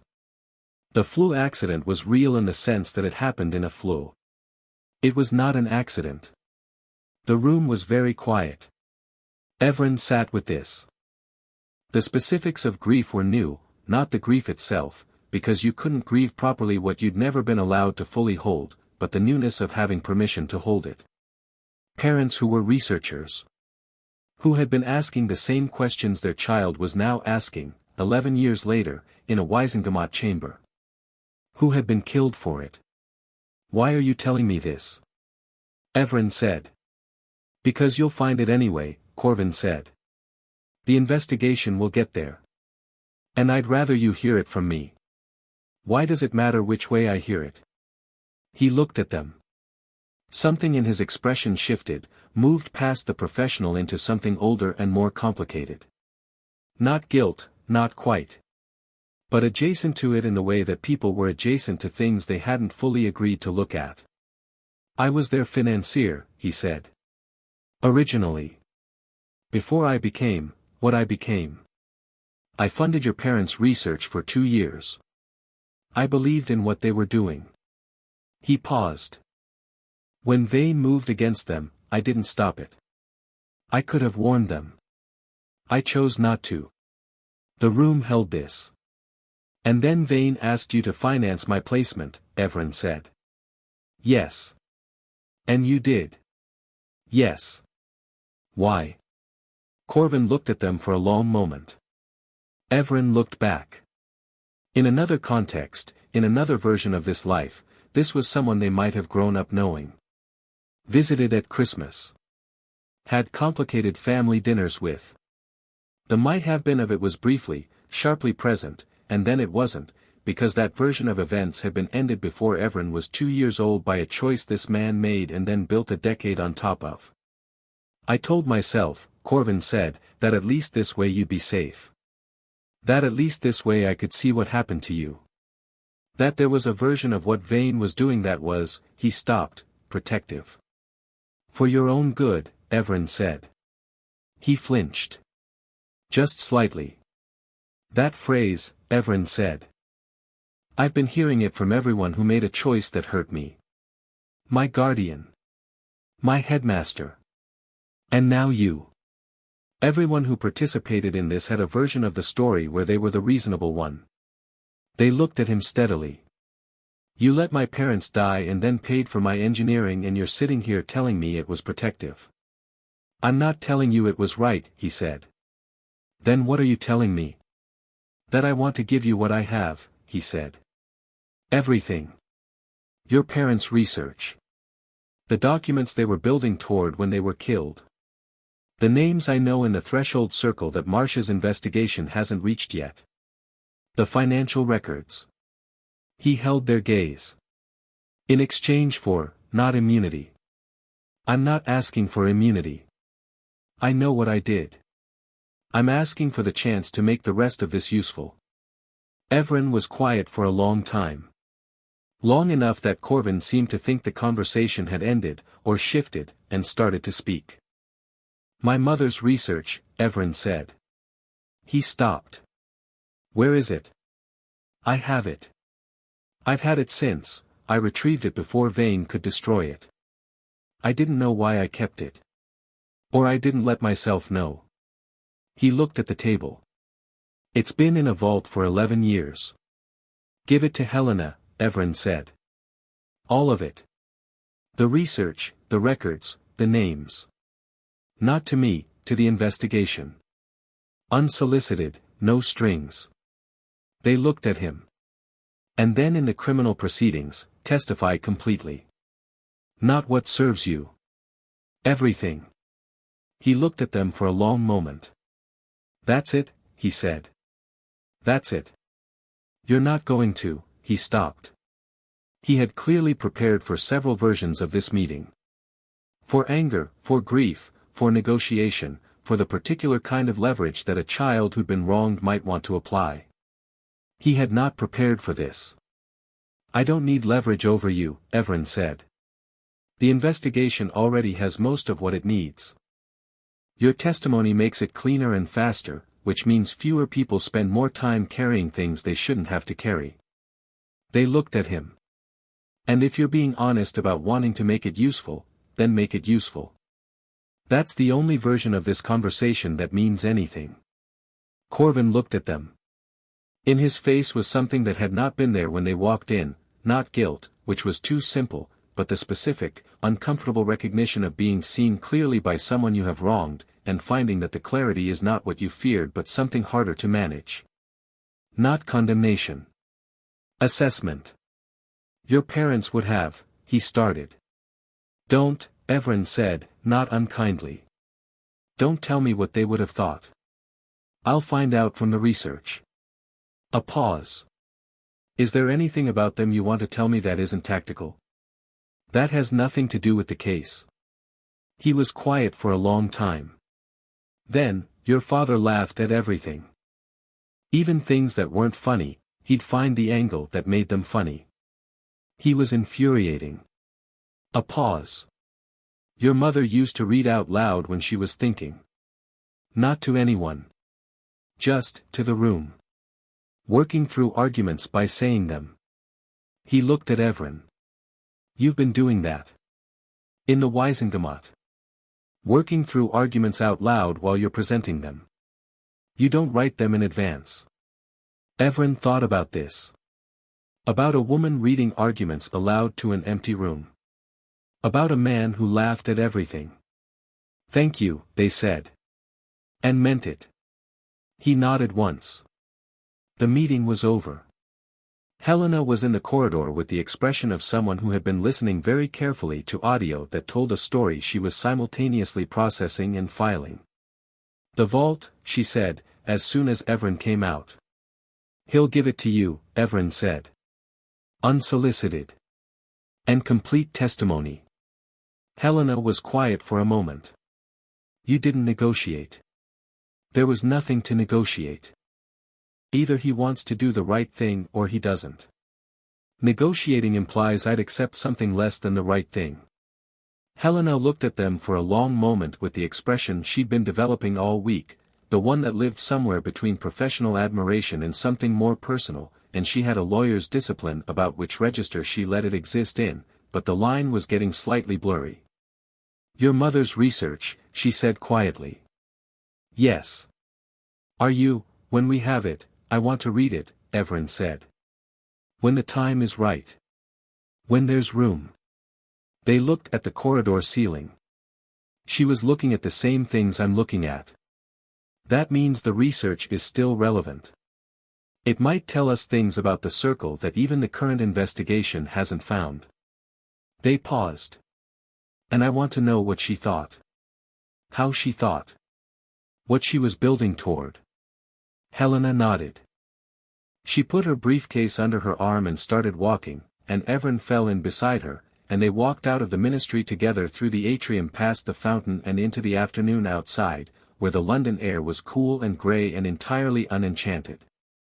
The ride back to Hogwarts on the ministry transport was quiet, and Evren watched the countryside go by and thought about parents who laughed at things and read arguments aloud, and about a research vault that had been sitting in the dark for 11 years waiting to be found, and about the 47 charms that had been built specifically to make sure Evren never went looking for either of those things. 47 charms. 29 of which had now been removed. 18 remaining, being worked through carefully, 3 sessions a week, say methodical and thorough and genuinely invested in the outcome. With each removal, the shape of things got cleaner. Not easier, cleaner. The world was the same world, with the same complications and the same people making the same calculations. But Evren's view of it was increasingly unobstructed, and what they found, looking at it without the architecture someone else had built across their sight lines, was that they had been right about most things from the beginning. They'd just been prevented from acting on most of them. That was the extraordinary thing about it, really. Under 47 charms, the essential person had survived. Had sat quietly in the dark of someone else's construction for 9 years and had not become what it was surrounded by. Had waited, with the patient stubbornness of something that intended to exist, for a hat to find it. Evren thought about this and looked at the countryside and felt something that was simple and enormous and entirely their own. The hall was at dinner when they got back, Saturday evening loud with the specific energy of a weekend meal, people relaxed and sprawling and talking across tables. Evren came in through the side entrance and went to the Ravenclaw table and found Theo already there with his dinner and a new notebook and the slightly evangelized look of someone who had spent the afternoon doing research they were very excited about. "The Board of Governors meeting," he said, immediately. "The record was published this afternoon. The investigation is formally open. They've appointed an independent examiner, someone from the European Council of Magic, completely outside the British system, to review Hogwarts admissions and welfare procedures for the last 20 years. 20 years, Evren said. It was supposed to be 15, but the examiner said 20 when they reviewed the scope. He pushed a plate toward Evren.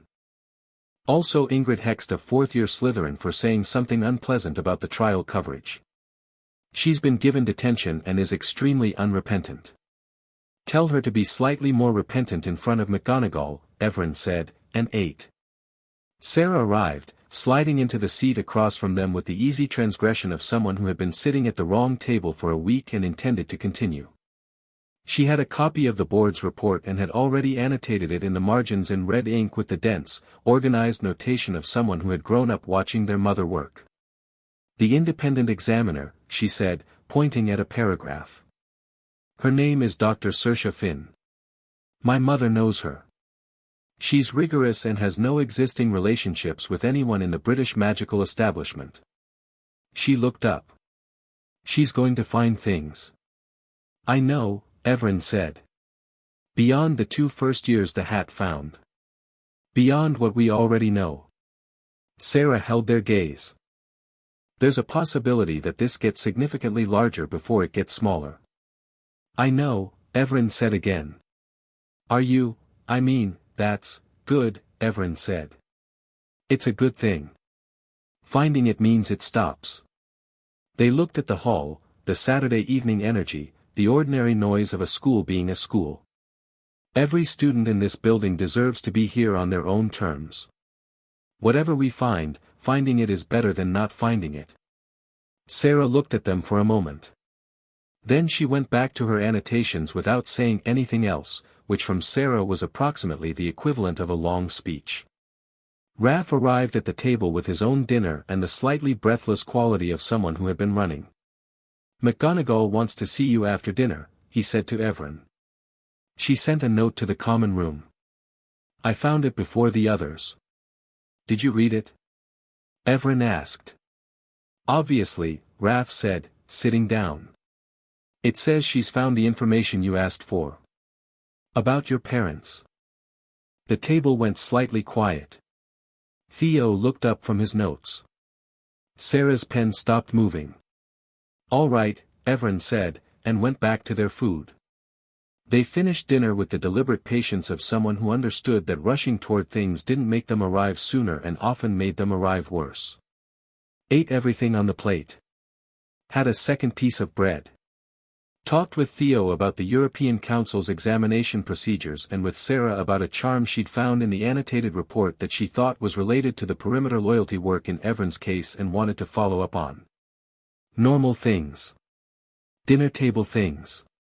The kind of things that would, going forward, constitute the ordinary fabric of days.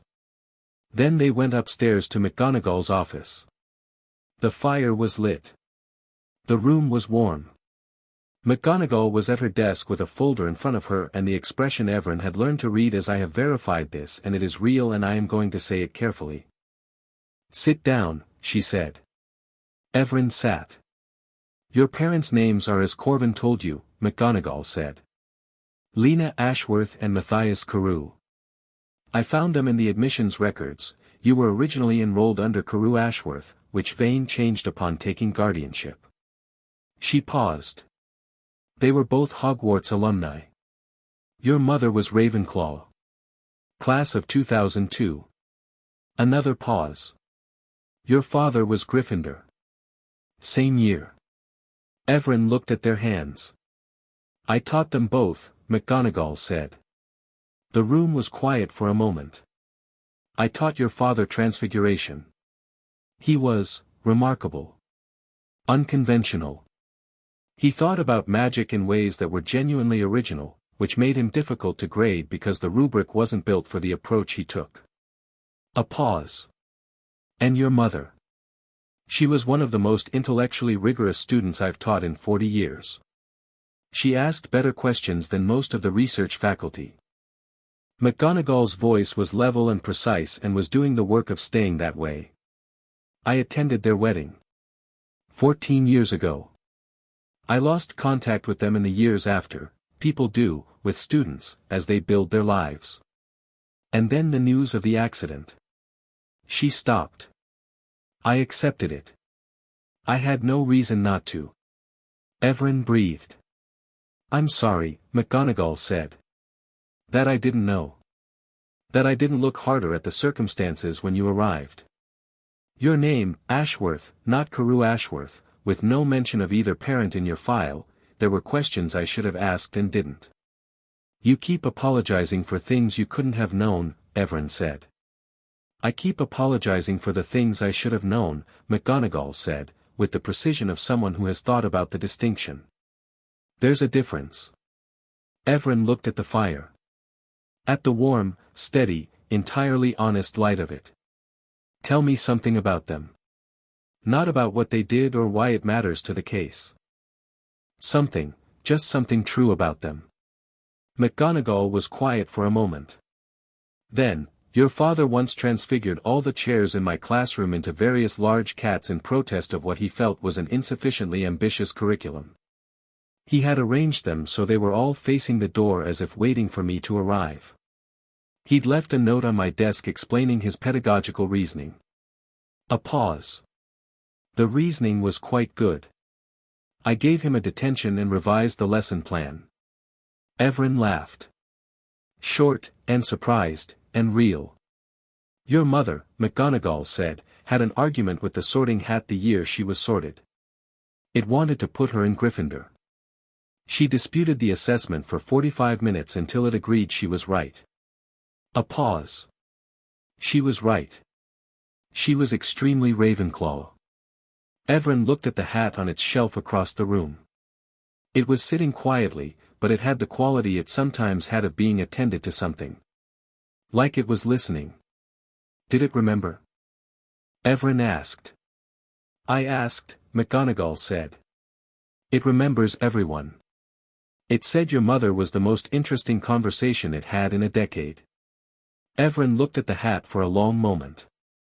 Then they looked at McGonagall. Thank you, they said. McGonagall nodded once, with the economy of someone who knew the word was enough. Evren stood to go, and then stopped, because there was one more thing and this seemed like the right room for it.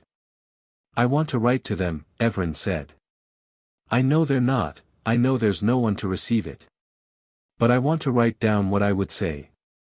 What happened this week? What I found. They looked at the desk. Is that strange? No, McGonagall said immediately. It is not strange. I think I need to do it before I can fully. They stopped. Started again. There's a version of grief that needs a direction. Even when the direction is just paper. There's parchment in the second drawer, McGonagall said, and looked back at her work. Evren took the parchment and left. The Ravenclaw common room was quiet at 10 on a Saturday. Most students were in the library or in their rooms or having the kind of whispered corridor conversations that were technically against curfew and practically unstoppable. The fire was burning low. The tall windows looked out over the Hogwarts grounds, the lake barely visible in the dark, the mountains behind it blacker than the sky. Evren sat in the armchair nearest the fire and wrote. Not a structured letter. Not an argument, not testimony, not the careful purposeful language of a proceeding. Just things. The hat screaming. The great hall erupting. The feeling of lying in the hospital wing at 4 a.m, listening to Dumbledore's footsteps outside the door, understanding what kind of person could come to a child's door at that hour to make sure the narrative was right before anyone else got to it. The feeling of each charm lifting. 17 of them now gone. The way a room that had always had one note of music in it suddenly had the full range, and how that was disorienting and then wasn't. Theo on the floor in the great hall, sitting down because he'd been told to sit and there was no chair and he'd taken the instruction literally. The warmth of it. Vane's face in the Wisengamot chamber, when Evren had said I am not your project, and the way his expression had moved into something that was grief for the wrong reasons. Dumbledore sitting back, being told to listen, and sitting. And listening. McGonagall saying you are going to be an extraordinary person and Evren saying I'm already a person. Which was maybe the most important thing they'd said all week. More important than the courtroom argument, more important than the comparative analysis question, more important than anything they'd prepared. Just that. Just the baseline of it. I'm already a person. They wrote that down. Underlined it once. Put the pen down. Outside, the grounds were dark and large and the lake was the lake and the castle was its ancient, opinionated, firelit self, and somewhere in the dungeons Sarah was probably awake and annotating something, and somewhere in the Hufflepuff common room Theo was definitely awake and had started a new notebook, and 2 first years they hadn't met yet were sleeping in their dormitories with fewer charms in their heads than they'd had a week ago, and somewhere in a vault that would be opened Monday. Morning was 11 years of research by 2 people who had looked at the world and decided the right response was to understand it completely. Evren folded the letter. Not to send. To keep. They sat for a while longer and watched the fire and let themselves exist in the specific, uncomplicated way that required no audience and no purpose and no architecture. Just being in the room. Just being the person in the room. The hat was in McGonagall's office, but Evren thought about it. About what it had found when it had gone looking, not the charms, but underneath them. The thing that had survived 9 years of someone else's construction. Whatever that was, whatever the essential self was that persisted when everything built on top of it was stripped away, the hat had found it, and screamed for it, and given it back. Thank you, Evren thought, at the general direction of the office. The fire settled. The castle breathed. The night went on. The completion of the sorting happened on Sunday morning.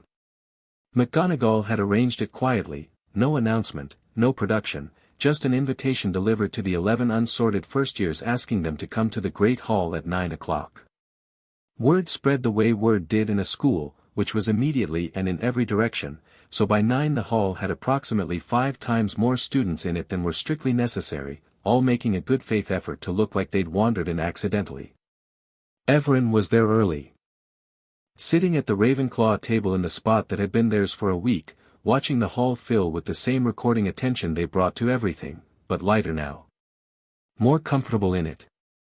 The 11 unsorted students filed in with the particular nervousness of people who had been nervous once, recovered, and were now nervous again having had several additional days to think about it. They ranged from openly terrified to aggressively casual, which was a more honest range than the original ceremony had offered. McGonagall stood at the front with the three-legged stool and the hat, and she looked at the assembled school with the expression of someone who had been a teacher for 40 years and was absolutely clear about what a school was for. "We will complete the sorting," she said. As it was meant to be done. The hat was placed on the stool. It sat for a moment, and then, in the measured, reflective voice it used for the song it sang every year, it said, "1,000 years I've sorted well, and this year more than most. For what I found this week has shown that I am not just a host for whispers passed from mine to mine, I am a witness too. So come, sit down, and let me see the actual, honest you. Not the traditional song. Not the usual summary of the houses and their virtues. Something new, improvised, occasional." The hall was extremely quiet. "Well," Theo said, from the Hufflepuff table, under his breath. The sorting proceeded. 3 students went to Gryffindor, 2 to Hufflepuff, 2 to Ravenclaw, 1 to Slytherin. The 2 students the hat had flagged were sorted without announcement, just the hat's quiet indication to McGonagall afterward, a small nod, a note passed, and they went to their tables not knowing yet what had been found and what was already being addressed, and they ate breakfast with their new housemates and were, for the moment, just new students at a school. The last student, a girl with a large quantity of red hair and the expression of someone who had been waiting for this for a very long time, sat under the hat for approximately 8 seconds before it said Gryffindor with the tone of something stating the obvious, and she went to her table with the satisfaction of someone who had never had any doubt. McGonagall looked at the hat. The hat sat on the stool with the quality it had developed this week, not just a sorting artifact, not just a 1,000-year-old piece of enchanted haberdashery, but something that had done something it had never done before and was sitting with the weight of it. "Thank you," McGonagall said, to the hat. The hat said nothing. But its brim tilted, very slightly, in the particular direction of the Ravenclaw table. After breakfast, Evren went to the library. Not for research, not for case preparation, just for the thing that the library was, which was a large quiet room full of information that existed for its own sake. They found a table by the high windows that looked out over the grounds and pulled down a book about magical history, a real one, not the sanitized curriculum version, and read for 2 hours with no purpose but the reading. Madame Pants passed twice and did not say anything because something about the way Evren sat suggested they had found the right relationship with a library and she was not going to interfere with it. Theo arrived at 11 with 3 books and a roll of parchment and sat down across from them and worked quietly on something that seemed to involve comparative Wisengamot precedent, and they existed in the same comfortable silence for an hour without it being strange. Raph arrived at noon, looked at them, sat down, opened his own book. The table had acquired a quality by now. The 3 of them working in the same space with the ease of people who had not chosen each other through any engineering or agenda but through the simple repeated proximity of a week that had been too large to go through alone. Sarah arrived at 12:30, sat down, and said, "My mother's received the vault contents." Evren looked up. "Corvin delivered them this morning. Unsolicited, as agreed. Helena says there are 47 research files." She met Evren's eyes. "She says your mother was building toward a full structural map of the threshold circle. Names, funding, methods. The research is 11 years old but the methodology is, she says it's extraordinary. Some of the names are the same names Marsh is working on. Some aren't. How many aren't? Evren asked. Enough that Marsh is requesting a meeting with Helena this afternoon. Sarah paused. The research is going to break the case open significantly wider than it currently is. Evren was quiet for a moment. They thought about their mother reading arguments aloud to an empty room. 11 years ago, asking the same questions, building toward the same map. Never finished. Tell Helena I want to read the research when the investigation is done, Evren said. Not before, I don't want to affect the investigation with my interpretation. When it's done. She anticipated that, Sarah said. She says yes. Theo put his quill down. Your mother was doing this research when you were a baby, he said, quietly. She was building the case against the Circle before it even fully existed. Before they'd done most of what they went on to do. He looked at Evren. And you walked into a Wisengamot chamber at 11 years old and picked up the thread. The library was quiet. Outside the windows, the September afternoon was doing what September afternoons did, long and golden and full of the specific beauty of things that were about to change. I think, Evren said, that's who I am. Underneath all of it. Not because Vane built it or Dumbledore adjusted it or anyone else had an opinion about it. They looked at the window. It's just the thing that was there when everything else was removed. Nobody said anything for a moment. Then Raph, who had been quiet for most of the week in the way of someone who thought carefully before he said things, said, that's a good thing to know. Yes, Evren said. It is. Monday arrived with the specific energy of a first real day, not the interrupted, chaos-adjacent start of the previous week, but the actual beginning of the ordinary extraordinary thing that was school. Evren got up at 7. Got dressed. Went to breakfast. Had 2 plates of it.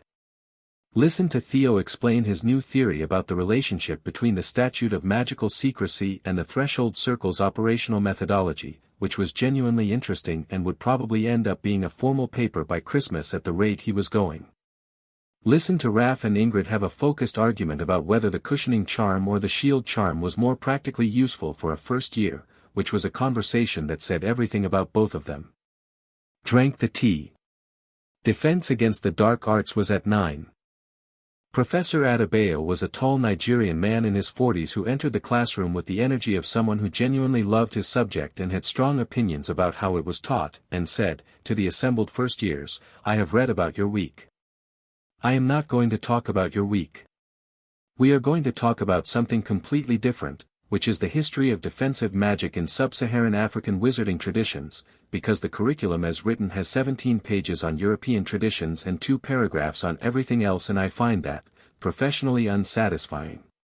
He said professionally unsatisfying in the tone of someone who had a much stronger phrase available and was choosing to use this one in front of 11-year-olds. Evren liked him immediately. The class was 2 hours and used none of the textbook and covered 5 centuries of magical defensive theory that had never appeared in any curriculum Evren had studied, and Evren asked 4 questions and got 4 answers that generated 8 more questions, and Adebayo pointed at them at the end of the period and said, You. Office hours. Thursday. We have more to discuss. I'll be there, Evren said. Walking out of the classroom into the corridor, into the busy mid-morning flow of a castle full of students going places, Evren felt the specific, uncomplicated quality of a day that was theirs. Not scheduled by someone else's purpose. Not moving toward a position that had been selected before their parents were cold. Just walking down a corridor in a school they'd chosen to be in, toward a life they were going to construct from scratch, with the tools they actually had and the people who had actually shown up. 17 charms removed. 18 left. Osei on Friday. A mother who had read arguments aloud. A father who laughed at things. A vault of research waiting. A case that was going to get larger before it got smaller, and a Wisengamot hearing in 3 weeks, and a board investigation and a European examiner and a threshold circle that was running out of procedural shelter. And a hat, somewhere above them on a shelf, that had screamed into a great hall full of people because it found something in the dark that deserved to be in the light. Evren walked down the corridor and turned the corner and went to Transfiguration. They were good at Transfiguration, it turned out. Had the natural instinct for it. The professor, young, recently appointed, with the slightly odd expression of someone who had read the news and was now attempting to teach one of the people in it, watched Evren work through the introductory exercise with the focused ease of someone who had been thinking about magic as a system for years, and said, after a moment, "Your wrist positioning is excellent." "Thank you," Evren said. "Where did you learn?" "Private tutors," Evren said. "And then, I'm working on replacing most of what they taught me with something I actually chose." "But the wand work they got right." The professor looked at them for a moment. Then she nodded, and moved to the next student, and the class continued. Evren turned back to the exercise. Felt the specific pleasure of making magic work, the clean, simple, entirely unengineered satisfaction of a thing done well. Not for anyone else's trajectory. Not toward any preselected destination. Just the exercise, the wand, the magic, the result. Good, they thought. This is good. And it was. 3 weeks later, in a letter that arrived with the Tuesday post, Healer Osei confirmed that the last compulsion charm had been removed.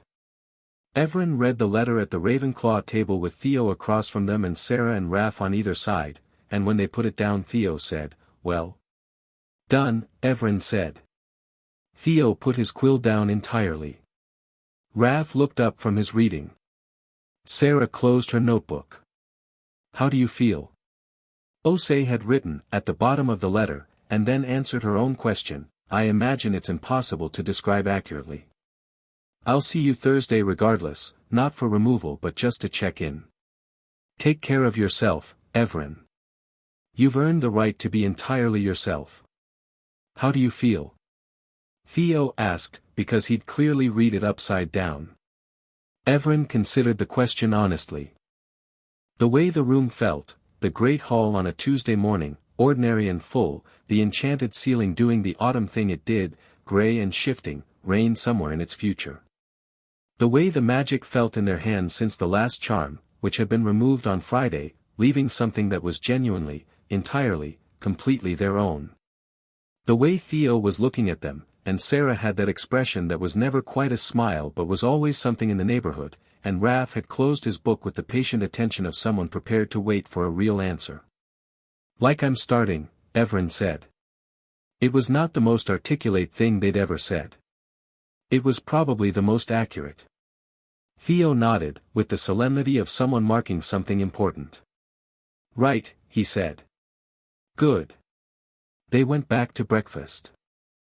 The post owls wheeled overhead in the morning light, carrying their letters toward everywhere, and outside the windows Hogwarts went on, and the lake was the lake, and the Whomping Willow had an opinion about the wind, and somewhere in the school 2 students were waking up with fewer charms than they'd started the year with, and somewhere in a courtroom a case was being built from the bones of 11 years of careful engineering that had not, in the end, engineered the thing it was meant to. And somewhere in a vault that was now open a woman's handwriting moved across 47 pages of research that was going to finish what it started. And at the Ravenclaw table, an 11-year-old who had been built and been found and had declined to be either, ate breakfast in a school they'd chosen, with people they'd found themselves, in a life that was, imperfect, complicated, unfinished, large, entirely their own. Outside, the September morning opened into October. Everything else was beginning.